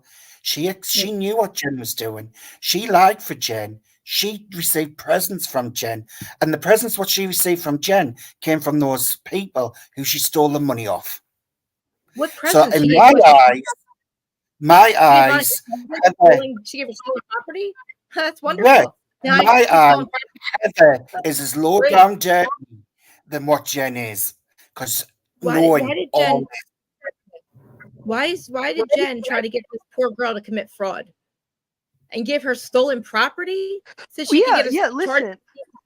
We all know Jen is a bad person. We all get that. Yeah, but that's why she exposed her. Birds of a feather flock together. And Monica was part of that flock. With her anymore. She stopped flocking with her. Remember? She stopped flocking with her. I like that. Her. Don't flock with me. You better stop flocking with me. She didn't flock with her. Remember, pigeons don't fly with eagles. I was about to say that Monica. Pigeons don't fly with eagles. Go get your breadcrumbs somewhere else because you're no longer needed in Salt Lake City. Now look, I love Emmanuel. You guys should check him out. He has his I know. own He's like, POV. did he leave me? Oh, I thought he He left. breaks down I the love freaking you, stories over there. I love you. Like guys. he does the most riveting kind of. He gets right to it. So His good. energy is fire. It's hilarious. You guys should go watch it. I listen to his podcast. I listen to his podcast episodes before I do mine because I love his energy. Even though we disagree, Right on. You would never know because we smile and laugh and like we respectfully disagree. Right. And Yes. I'm about to with Emmanuel right now because Go ahead, Monica's an icon. Monica's an icon. Lori, So I hi, feel like Lori. he should be respected for Yeah, I had to come back. bringing the criminal to the knees. That garners great respect, which is the definition of being an icon. When you garner great respect. And to a lot of people who are anti stealing all my grandma's money, that was a really iconic thing. Another iconic thing is that I reckon in 30 years, 20 years even, when people are sitting around talking about Real Housewives of wherever, nobody's going to remember Heather Gay's inbred chin as much as they remember the blogger who took down the housewife to become a housewife, you guys. Exactly. This is manifestation 101. We need to all be taking notes from Monica. Think about it. What you focus on, you get, right? You track it to attack it, right? All the manifestation techniques and laws of attraction techniques Monica used to conjure up her dream of being on this show. You guys, Heather's we a need to be fan taking too. notes. But she failed, Curves, because she got caught. She didn't fail because she, in her live, they knew. She admitted that they knew because she said she told production on the way to Bermuda that she felt like Heather had this up her sleeve for her. She told production. Heather is the fake one. She's the one what's put on this party for her birthday party. Made out this is for her. It was Okay, she I have Snyder a in the question corner and attack her. Heather is an question. absolute hypocrite, and Okay, she's one of the most down wives on there. She literally is. She I have a accepted question this for from Curves. the pension robber, basically. Okay, question for Curves. Go So ahead. you see her as an icon. I understand that. Would one of so do you think that her not revealing the fact that she had this account, is that part of her iconic? You guys are literally going to hold on to that. You gotta hold your cards close to your chest. You gotta hold your cards close to your vest. I feel like you don't have to tell everybody. Like she didn't reveal anything about the ladies. Nobody's let me telling say this then. Okay. If that's iconic, if her having this page and not telling anyone and keeping it a secret, that's iconic. Then Robin Dixon is an icon for not telling people that Juan cheated on her and keeping that a secret. I agree. Well, damn. I agree that. So Robin is an icon. So you're saying Robin is an icon? Well, with this logic, I'd say Robin was an icon. I can refute that. I can refute that theory. I can refute that theory because Monica Garcia was not in our face for 7 years playing marriage with a man on TV that said he wouldn't even be there unless it was for his kids. Yep. We didn't even know Monica Garcia. So for her, this to be her rookie season and not everybody's everything comes out their rookie season, it was iconic for her to be able to keep this under wraps, so to speak, and not have it brought out where all of them knew, but some of them did. Cough, cough, Heather. Cough, cough, Monica and their production people. Misha, but the difference is that the reason Robin owed that to us is because it was part of her storyline from the beginning. Monica was able to come on her rookie season and have enough going on in her life for us to not even have to use this for a storyline at this point. She could have said it her second season on her own and been like, oh, by the way, remember that little account? That's me. Maybe that's what she was waiting on. Because I feel like that was her plan. She gave us a lot of truth up front. She gave us a lot of truth up front.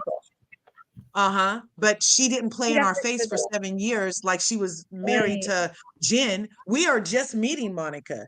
Robin played in our face with Don Juan Dixon that they're putting it back together. Then she takes the marriage off the show. And then she takes the cheating off the show. But we've been in your life rooting for you for 7 years with this man, Robin. You owed it to us. Thinking he's That's good. why it's Okay. different. That So part. for me, Listen, No, go ahead. Monica, Monica, they found Monica. Monica, she didn't have to apply on the show. I think they went for her. She had enough going on that just her being Jen's informant. You guys also don't think that she went after Jen Shah? Did you think she wanted to be Jen Shah's informant? Do you think she wanted to be Jen Shah's person that didn't get paid? Do you really think that's say yes? I'm only gonna say yes because the post that they put on Reality Von Teese 2, they added the FBI. They did @FBI on the post that they did on Reality Von Teese.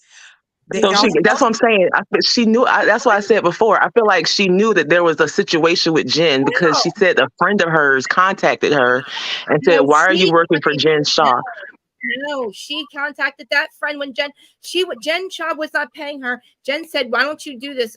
She asked her, like, I don't know, hide $600,000 or something. And then Monica got freaked out and went to her friend, who was some guy like who worked somewhere. He said, "Yo, that girl's in trouble. You should not be working for her." And that all blew up. And then she went and I guess like did the recordings and stuff.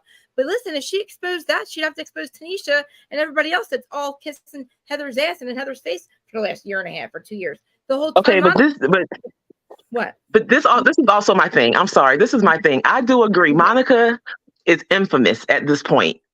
We can put her down as an iconic housewife in her first season. I don't think anyone has ever seasoned. I don't think anyone's and even if this didn't happen, she was going down as an iconic housewife because the thing is, without like most valuable player, like for sure, because this show was saved by her. Go ahead. I'm sorry, Chris.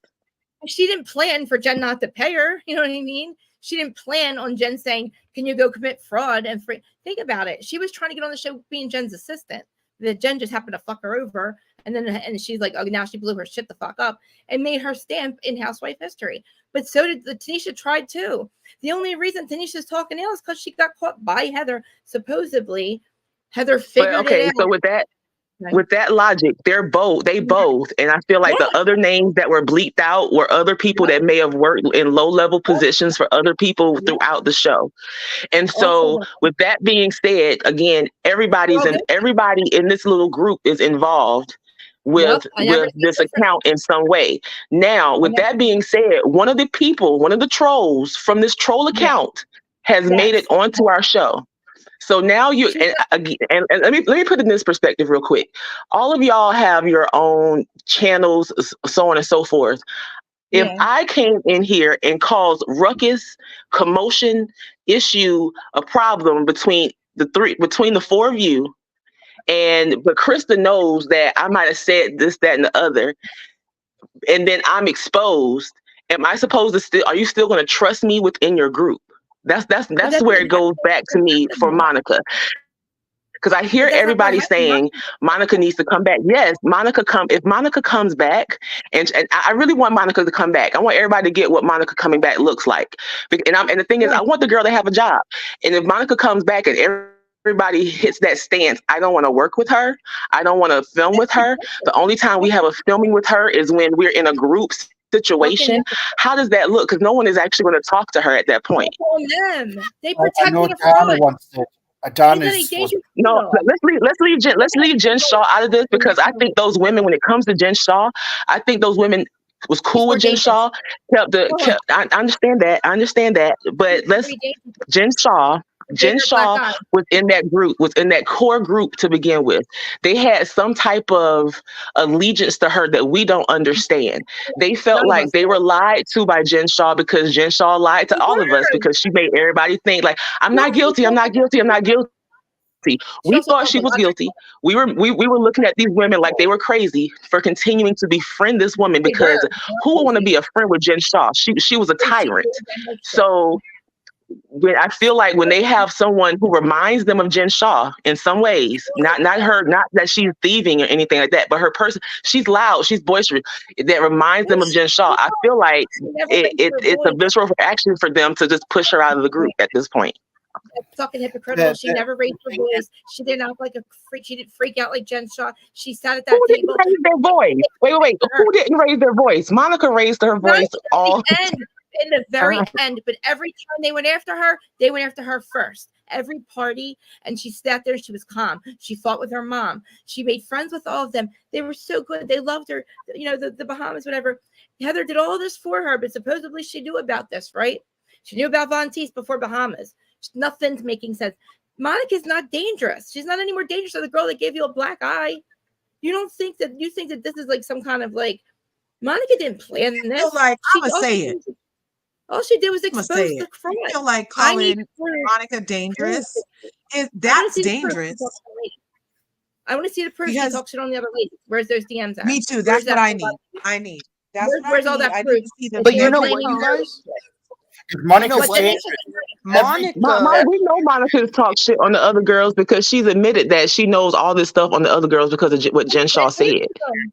And that's also why they don't trust her. That's another reason why they don't trust Monica. Can I say one thing? Jen Shaw gave them all the information. I'm sorry. Go ahead. Can I say one thing? If you remember at the finale, Lisa Barlow, who, listen, I'm no fan of her. I don't even like her. But in this situation, I got to agree with her. She said, on the finale, she said, so what? Are you going to secretly record us and post it when it's convenient, when you're mad at us? And then look at what happened yesterday. Monica recorded her own mother. Who does that? That's she proved their domestic violence between her and her abusive mother. That was never supposed to get out. That was something between her and her best recorded friend. her own mom, and the video kind of made them both look bad. It made Monica and the mom, because it made them look like they were. The show.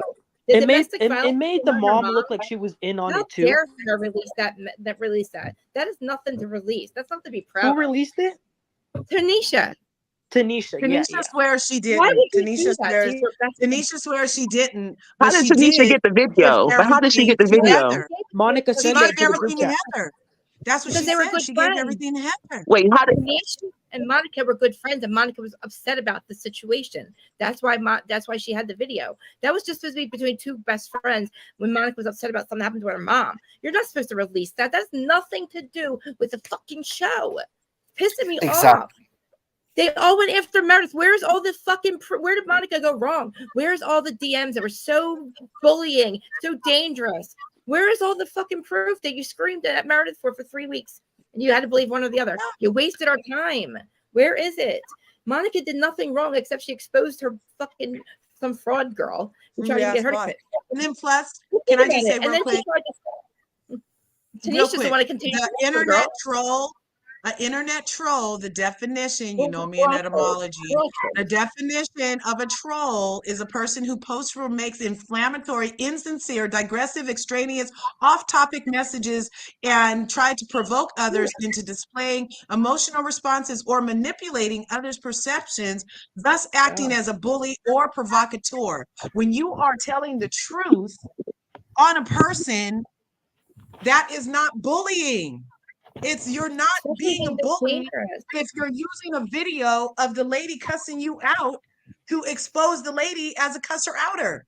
So they're throwing these words around like she's not a troll, she's not dangerous because she did not harm any of the other ladies. She didn't harm them. And these ladies all talk trash. They all get on their Twitter. All of their thumbs do a lot of talking. So even if she did say something as a blogger on her other job she had before she got hired on the Real Housewives of Salt Lake City, they're not entitled to all of your, when have we ever seen a housewife come on and be like, well, I used to be a waitress when I was 16. And then after that, I went to da-da-da-da and da-da-da-da and like do their whole resume for the people. Never. So why would it be something that Monica did wrong now when nobody has ever given their entire resume year one as a rookie? Yeah. What is her resume? I don't see what's wrong with her resume either. She exposed the fraud, and then you guys protected the fraud. And you actually lied to Bravo about the fraud that gave you the black eye. Who's the fucking dangerous one? That's more dangerous than what Monica's done. She's a dangerous criminal. Dangerous. That they knew she was dangerous, and they hid it. And battered one with Stockholm syndrome. That's dangerous. That's the thing. Then why are people sitting there saying Monica's so dangerous? She didn't give fucking Heather a black eye. Jen did. But you know what? When she still hasn't gotten paid, and Heather never paid her back from the Bahamas either. So really, and she shouldn't, because Monica owes a lot of money to Beauty Lab. But when it comes to Heather, I see Heather very differently than you guys. The way I see it is like this: she was a follower for years and years. She had this woman, Jen Shaw, who she felt like she had to be under her control. She felt that she had to do as Jen Shaw said, and that she could not go against her. On the finale, with Jen Shaw being gone, I saw a Heather that was not going to deal with it anymore, who was going to call truth as it was. And when she called those ladies onto the beach and told them what the plan is for dinner, and Heather led that, I saw Heather emerge as a great leader. What? That was what? Heather is the leader we needed. She has emerged. She's done being Dana a follower. Wilkie's the one who, Dana Wilkie revealed who Von Teese was. Heather, you didn't reveal any new news, okay? It was not new news. It's not iconic. Come on. I mean, come on. Really? You really think she's iconic? If we didn't know it, maybe if we didn't know the other information, right? If we maybe she was for a long time. That's the point, Mademoiselle. They're playing in our faces. Heather had this planned. I need to speak to Emmanuel. For a long time. I really need to speak to Emmanuel, Crystal Larger. Emmanuel, you are going out on a limb here for your future mother-in-law. Seriously, boy? Okay, so wait, I do have a question though. So if Heather planned this for a long time, if this was the whole plan for Heather, at this point, Monica made this show for y'all this season. Why are we not trying to like make it work as well? Yeah. For next season. We are. The fans are, but they are not. Like that group, they seem like they're not. Because they're not going to reveal all the stuff that they bitched at Meredith about. They were like, think about it. They almost fought Monica in the finale. They were screaming at Meredith. They wanted to get off the boat with her. Whitney's crying, I can't be in the same room with her. What did she say, Whitney? I want to see the shit that you were so upset about. It's making me so mad that nobody will answer that question for me. Where is the shit that we were fucking like yelling at Meredith about? Meredith was crying to Seth. She's like, wait a minute. I don't know what you guys are talking about. Where is all those DMs and what is it from? What account? Who? Yeah. I'm tired of like somebody not answering that question. You know, I still think that's Monica. Sorry. You guys can hang on that she's being a leader. Emmanuel, I like that. I get what you said, because I had totally was like, who put Heather in charge after seeing that, right? Yeah. But I also feel like you said specifically that scene on the beach made you think that she was a leader, but why didn't she lead them to the truth of who gave her the black eye sooner than that moment? I think she was scared. She was still in a toxic relationship with Jen Shaw. Oh, well, that's she was still like I feel like she was in an abusive relationship with Jen Shaw. That might have been her first like sock to the eye, but like she allowed Jen Shaw to constantly abuse her verbally. She took it like, so I feel like Monica and I feel like that's what this is with Monica. That's what I feel like this is with Monica as it relates to Heather. No, Monica didn't take the abuse. Heather did. Well, so you know what? No, I understand that, but I'm saying I feel like she equates. I really feel like she equates Jen Shaw and Monica. She tried to expose the girl who gave her a black eye. She tried to expose Jen the girl. Shaw entered the chat for immediate release. Did she really? Jen Shaw's team just released something 1 hour ago since we've been on.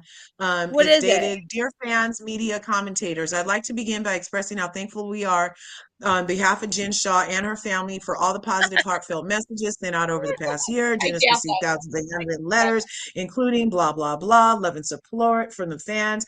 Jen looks forward to continuing her journey, blah, blah, blah, after she's released. As a representative of Jen Shaw, I understand the emotions are high right now, and a lot of misinformation is being put out to the public maliciously due to the decision that was made back in January 2023. The decision was not to move forward with a one-on-one interview and a mini-series, a decision that involved Jen choosing her own personal mental health, the well-being of her family, and her promise to the courts to do what the right thing was as she repays her debt to society. Now that certain terms have been disclosed publicly on a radio show, I find it important to make transparent and true events as Jen closes the door on this toxic relationship with the network and production company. Just a month prior to Jen's sentencing in December 2022, NBC, Bravo, and Shed Media approached Jen Shaw in connection with a one-on-one interview with Andy Cohen. The one-on-one interview would take place in her home as they discussed the particulars of her case and the relationship with the other ladies on the show. Due to the holidays and the looming sentencing, Jen elected to spend time with her family and continue to abide by that of her legal representation, which is why she didn't do the Salt Lake City third reunion. After sentencing terms and learning her fate and weighing certain clauses in the agreement regarding exclusivities and misrepresentations, a common term in reality television, contracts, Jen respectfully declined This girl's taking so much the time. offer, and the message was relayed back to them. Okay, so from there began a host of unknown and direct calls from production and network executives, attorneys, and other relative parties about the opportunity and threats of exclusivity with the Real Housewives of Salt Lake City. We were told that, how much, oh, sorry, there's music on it. We were told how much of an honor it is to sit down with Andy, these calls and emails. And so Jen had to release a statement. As much as Jen enjoys delivering great television, the reality of the situation is that she had less than a month to surrender. Okay, since then, Jen has made a decision to decline further requests by executive producers over the last month, asking Coach Shaw to film for season 4, inquiring about her life in prison. They wanted Coach to film, you guys. The network and production company have worked overtime in their attempt to retaliate and bring down Jen. This example includes the individual that was given a cease and desist back in 2021, in which the production company, the network, were sent a copy at that time, allowing various guests to come on weekly variety shows involvement, even sending certain cast members to try to rekindle with Jen or a close family member in hopes of getting added video. Yes, since prison. These instances were all met with a no by Jen. In due time, Jen will speak on her side, and we thank the fans for continuing in her court. So she's saying that this is all retaliation. What? I'm so confused. I'm so confused. She's trying to say that Bravo wanted to take her family back on the show last month over what? Over this? That's what she said. That's what she said. Find out. There's a bunch of podcasts watching. Can you guys please find out that's true? Jen Shaw's trying to say that they wanted her. Okay, what does that have to do with this now, though? Nothing. She didn't even say anything about it specifically. Well, she's but yesterday, Jen's team said that if the final cut of the reunion makes mention that Jen is the one who gave her the black eye, they're gonna sue. They already did. They revealed it already. It's too late. Now what? You're gonna sue Jen? She already revealed it. We don't need to do it on the finale. She revealed it on the finale. I mean, the reunion. She just did it on the finale. So what are we waiting for? Start suing. I guess she doesn't want it to be revealed again. But I'm just gonna say one more thing. It's already revealed. She lied to fucking HR. It's over. You're in prison. Goodbye. Nobody cares about your stupid statement. Why do we care about that statement? Nobody's reaching out to her. Sorry. Love you. Say one more thing. Love you. Go ahead. I am okay with Monica returning next season as long as I have two things for her. Okay. She doesn't turn on Meredith again like she did this season. Because remember they had talked about Angie and the mafia, and they talked about that confidently, but then she went and told them. So don't turn on Meredith is my number one rule. And number two, she must bow down and apologize to Heather. I'm okay if she Lisa apologize to Heather. Bow down. I cannot deal with you. I can't deal with you. Emmanuel. You want her to Our daughter is Wait, not wait. that hot. I will Let me find guess. you a hot Is she girl going to to be on the a beach in the Bahamas, right? She's going to go to the Bahamas and do it on the beach and kiss Heather's feet and stuff. Maybe give her a foot massage. Yes. Like, I I'm apologize. sorry, queen. I'm sorry, you're the queen. You win. I'll bow down to you, Heather. Yep. And then Meredith I too. will Then we have Meredith. be the most critical person Meredith on like, the that's show. I also I think the path for Monica to stay on and like whether these women like it or not would be Whitney. I think She her doesn't need to if be she They need to bring I her understand back. that. I understand that. I understand that. But in reality television, specifically on these housewives, you have to have somebody to film with. And I feel like if her and Whitney seem to be closest in age. Okay. That's true. True. Whitney's I feel fun. like Whitney's I could deal She with said that. Dana I might could be deal with coming her. back. Dana might be coming back. What? She's close with Monica, But and she's Mary cool. wants to Dana, what her name is? Dana. Mary Dana, wants to right? be friends with her on the show. So I agree. she'll have Dana and Monica actually Mary. forgives And easy though. she'll have Like Mary. Monica is forgiving them. Monica's they're the ones trying to fight her. You know what I mean? They're trying to fight her. Like if they don't believe her or Meredith. I don't know. They believe Meredith, then they don't believe Meredith. Now they believe, I don't know, whatever's going on. We don't even know what the crime is. But I mean, hey, like, why not have Meredith? She could have, like, Meredith could have them on the podcast because she did sleep with somebody else, like, and she did cheat on her husband. You know what I'm saying? Like, there's room for them to be friends again. But I would say that they need to forgive. I mean, she needs to forgive them. They tried to literally fist fight her in the finale as she sat there and was like, okay. The thing is, I don't class Heather as a bad. I don't class Heather as a bad mourner. I class Heather as a bad person altogether because she is the biggest hypocrite walking. She orchestrated that trip. She gave that girl a birthday.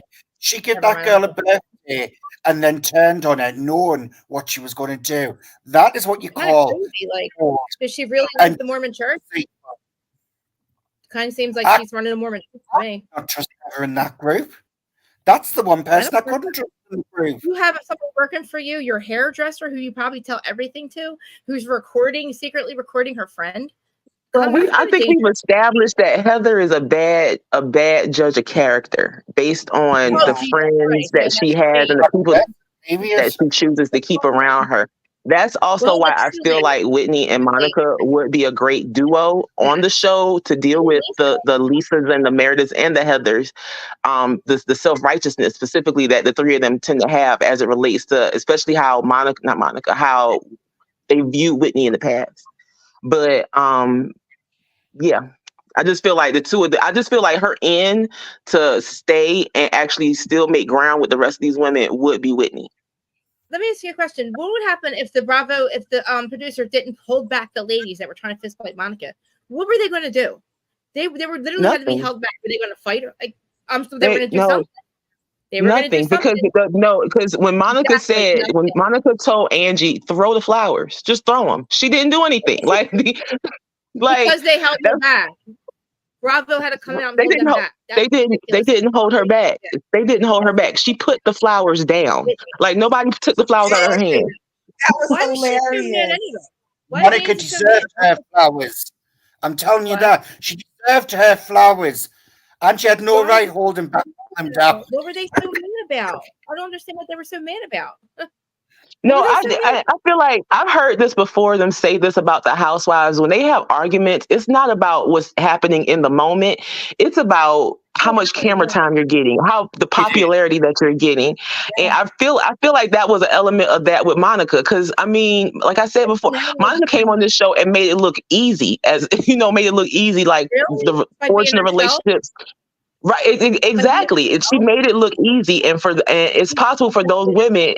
In that moment, they were just like, okay, I have my opportunity to take my actual frustration out on the fact that the production loved her. It looks like she's going to be loved on the show. She's making good TV effortlessly. She doesn't have to try. She's got a storyline that we don't. She's got a whole past and a storyline. She didn't have to make anything up. She's gorgeous. She knows how to market herself. She's young. She's got everything that Bravo looks for in a real housewife. The shadiness of what she did. She tried to get with Jen Shaw. Everything she's doing is what they look for. She's not and she doesn't even need money.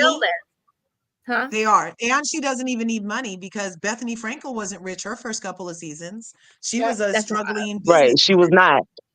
She was Kyle's babysitter. And the people who were with Bravos and the Housewives since then, that's what we see. That's what we see in Monica. We see what she could become. Like you might want to classify. We see what she can become. But listen, they already have storylines. They're acting like their lives are so perfect. They're not going to let us in their lives. Monica actually let us in her unperfect life. The rest of them are like, oh, my marriage is perfect. Oh, my marriage is perfect. You know what I mean? You got Whitney acting like her marriage is not, and then it is, it isn't. None of them let us in their life for real. Monica's the only one that like literally let it all out and had no choice because her mother revealed stuff about her, then her best friend revealed stuff about her. It's crazy. Yeah. They're all so jealous of how like she doesn't even have to try. She literally I think why do people feel entitled to all of Monica? Like, she gave so much. She told on herself so many times that people act like she was responsible to share this also because she shared so much other stuff. And I don't feel like that's true. That doesn't have to be the case. I can give you what the fuck I want to give you. And what I don't give you, you don't fucking get. That's how it goes in life. I mean, shout out to Karen Huger. Like, she gives you what she wants and makes the rest funny. So yeah, like a good housewife know how to give you enough to keep you off their back. Right. She was trying every single one of those women. She was trying to be friends with them. She was having a good time in the Bahamas. Yeah. She was enjoying her time, her birthday. She was trying to be their friend. She really thought that they were going to be like, I enjoyed watching them be, all have her birthday and like do that stuff for her and like make her feel special. They were doing that stuff for her. Like they wanted to be her friend. So she was trying to be their friend. It's not But like my question to you, Krista, is like, I'm going back to what I said before. All four of you being bloggers, like if you have your own blog, your own successful thing. If I then come in, finding out or knowing that I might have tried to mess one of your fellow bloggers up, but I'm coming into the group, you don't feel like I'm infiltrating your group to be an op? Like that's how I would feel. I put myself in the position of let me rephrase that.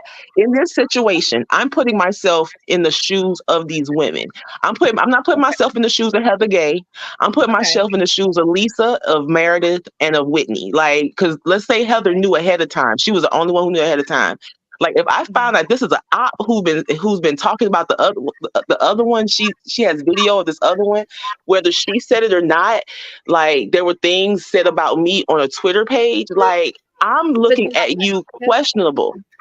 Oh, I see what you're saying. You're saying you come for one of us, you come for all of us, type of thing, right? Listen. Because my thing is, you're now in our group. So if I'm the bad guy, if El Michelle, me as the bad guy, if I see that you're starting to come after Krista, knowing that you've done this to Larga already, like, no, let's go ahead and nip this in the bud because we saw this before.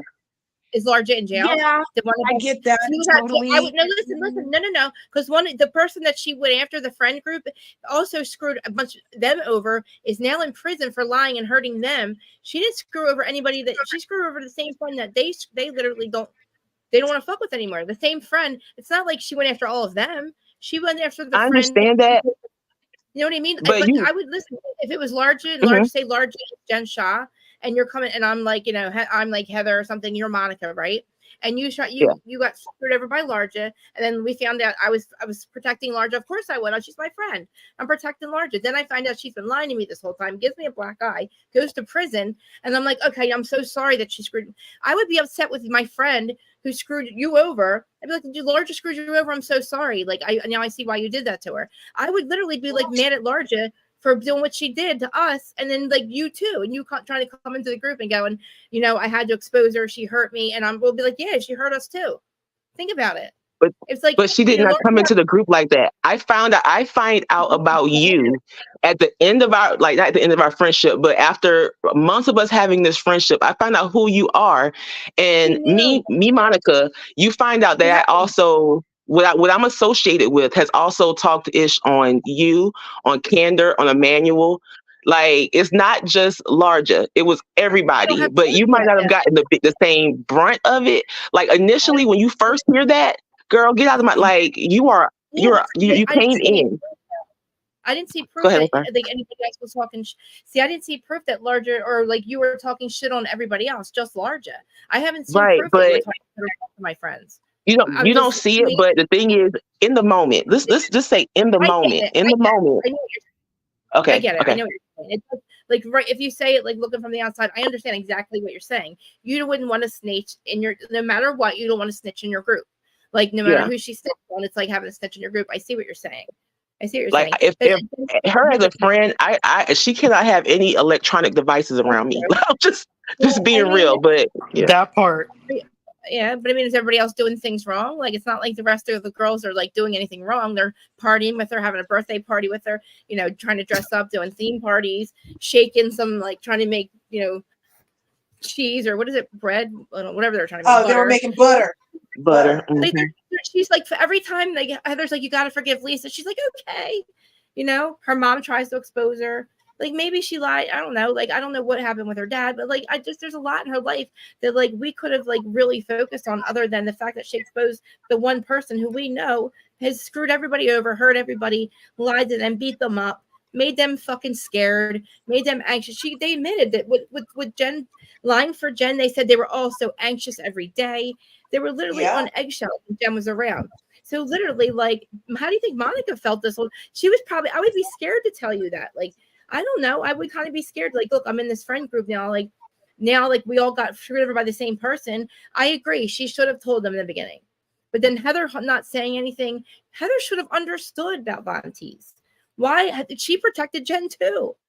It's crazy. Like it's the girl. All she did was try to expose her, and I don't think anything ever came out of. I don't know. Like if the other ladies, I would want the other ladies to say, I need proof of what Monica did. What did Monica say about me? Where's the stuff that you I know, like bankruptcies with Angie? What was it? Like what were they screaming about? Bankruptcies with Angie and something about like, I don't know, everybody else's marriage. I don't know, whatever they were saying, and like Martha, you're behind that account.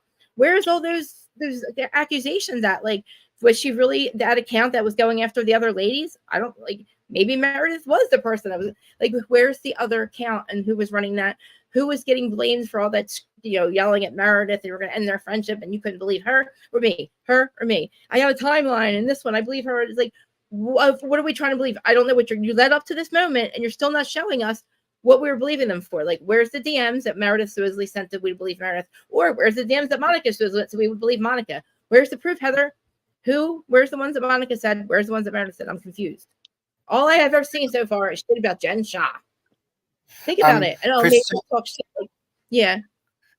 I'm sorry, I'm going to have to go.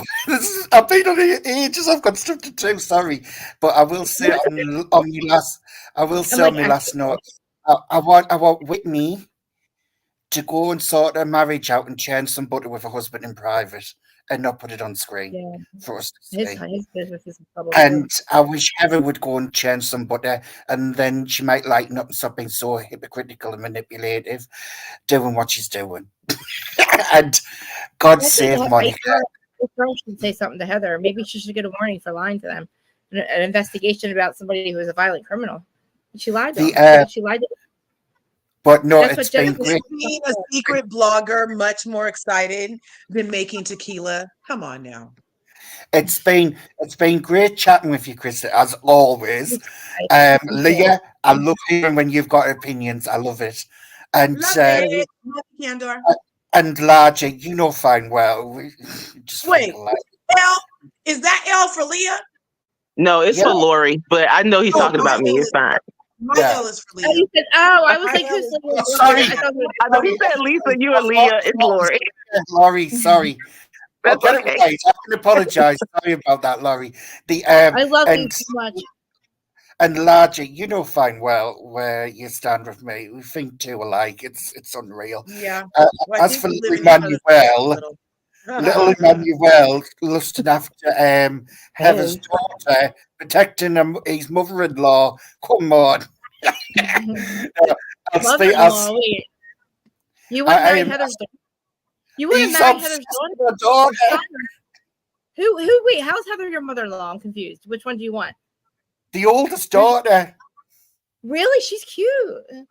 Yes, Emmanuel. He went off Meredith's daughter onto Heather's. He's going through these daughters like Heather would be a cool mother-in-law, don't you think? Heather would be a cool mother-in-law. Like, she's a cool mom. You know? Like you give her a black eye. Oh, do we even know how that happened? Like, did she deck her? Like, they were drinking from morning to night. Like, how did she give her a black eye? Did she accidentally kick her?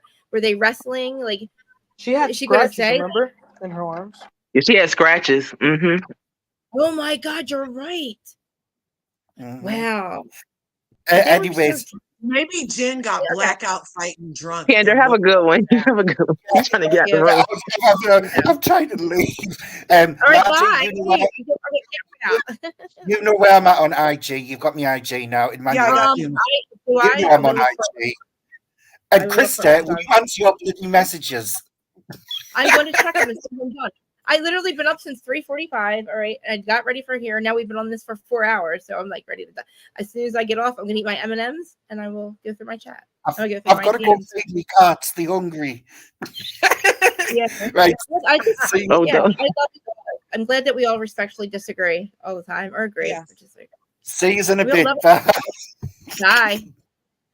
This has been an excellent conversation. I'm gonna follow Candor's cue. And I'm gonna go be productive the rest of my wonderful 5th day of 2020 motherfucking 4. And I want you guys to all be brilliant. Shine your light. What'd you say? Who's the Heather? What's the weather? What's the weather where you're at? Oh, it's 57 degrees. It's been pretty freaking cold out here in California. 57 degrees right now. Yeah. And they said we're gonna get a blanket of snow in the Sierras this weekend. They said cancel your plans. Oh wow. Because it's supposed to snow a lot out here. But yeah, you guys be brilliant. You guys can have anything you want. And if you want to be a secret blogger and not tell anybody, it's your prerogative. You don't owe anybody nothing. You don't owe them. People gotta earn your access. That's what I'm learning is access is the real power. And the more people know about you is power over you. So that's Monica true. actually did a little good by not giving them everything up front and left them spinning with these other things that maybe people knew because she was protecting herself. And I feel like she may have totally eventually told the ladies, like you said, Krista, she spent many episodes trying to get in with these ladies and build relationships from what it looked like. They were busy judging her many of the episodes and didn't let her in. So when was the right time to tell them that, oh, by the way, on Reality Von Teese, when was that going to be? Because honestly, they were judging her for the other stuff already. You know what I mean? They're always mad. Yeah. So I just feel like she may have been telling them the next season. The production did see Monica Fowler's name on the cease and desist that was sent in 2021. Monica Fowler did end up applying to be on the show. Bravo does know who she is. If they did a basic background check, her other name would have came up. You know what I mean? So nothing is really that much of a secret. Heather put herself in charge of finally telling the truth on who gave herself a black eye, because that's the only thing she really did was tell on herself, because that other part wasn't her business to tell. She needed to let Monica tell us when she was going to tell us. And if you guys would have STFU long enough to get to know her and stop telling her that she treated her mom evil, then maybe she would have got a word out and been able to tell you guys. She was always the bad guy, no matter what. Always. Everything she did, it was horrible. Like, how could she tell them? Actually, do you think I'm going to tell you something else to make you yell at me some more? Oh, yeah. Especially try to fight me over it. Huh. Yeah, that's crazy. And I saw on my birthday. Did you say that in the comment? How you wish? I wish too. I wish Lisa would have got to Monica, and I would have loved to see what happened. I would have loved to see what happened the closer she got this time, because Monica checked her the first time she put her fingers in her face that time. So this would have just been backed up quick. She did, didn't she? He was so mad. So what did they? But I appreciate you guys. Love you. I'm gonna slide out too, Larger. I always enjoy talking with you, but I'm gonna slide out too. But I'm gonna say this: the one thing I wish they would stop doing on this show is playing games. Like if Monica just would have yelled out, "No, we're not playing any games," she would have been safe. So that's all. Or Bravo stops playing with it too, like holding stuff back from us. Like there's a lot we didn't know about, like the backstory about her falling and all that crap. You know what I mean? So Yeah. thank you. But y'all have a good one. It was nice talking to you too, Emmanuel. All right, you guys. Y'all take care. See you later, Emmanuel. Bye. Okay, guys. Bye. All right, lovers. They go to. All right. Thank you guys for watching 3.5, 4 hours. I mean, I know we could probably talk about this for even longer. Like I keep saying, I know we're getting all activated. We all do respectfully disagree. I mean, we're not a cult. Bravo is not a cult. Nobody's all. If we all agreed, that would be fucking weird, and it would be boring if we all agreed. Think about it. So it's great to have different perspectives because I don't always think I'm right.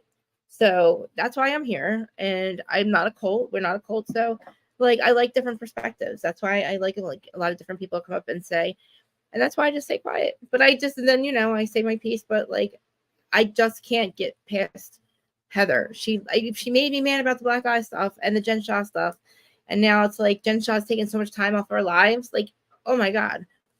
If Bravo really wanted her back, I gotta find out if that's true. Please, guys, you're everybody in the chat. I love you so much on this side, on Facebook, on Twitter, and on YouTube, and on Instagram. All the podcast people watching, I love you. Thank you so much. Find out if Bravo did they really want Jen Shah back? Because why not? If they wanted Jen Shah back, I really doubt she'd say no. That woman has never made a good decision in her life. I doubt she'd say no. Okay. She's very greedy. All right. Love you guys. I'm going to go. Thank you so much. Oh, I'm sorry. And the Who side of your own podcast side, I'm definitely keeping this up for you guys. Please just look in the chapters. It's too late now, but I'll tell you in the beginning. I'll put a pre-roll in there. So you guys, there's always chapters on the podcast side. So you don't have to listen to all our rhetoric because we do go on and on and on, but it tells you everything we talk about. And like I said, I love everybody's opinions. Everything's valid. We make valid points and we show different perspectives. Like I said, we're not a cult. So I love hearing all of it and I love talking about it. And thank God we don't like go crazy and fight about it. All right, guys. I love you. Thank you. Do all them thingies for me. Let me end this over here too. I did have to do a separate bye guys. I love you so much. I'm gonna wave to you on. I couldn't get the stream to stay on. I can't get this. No, I can't get it.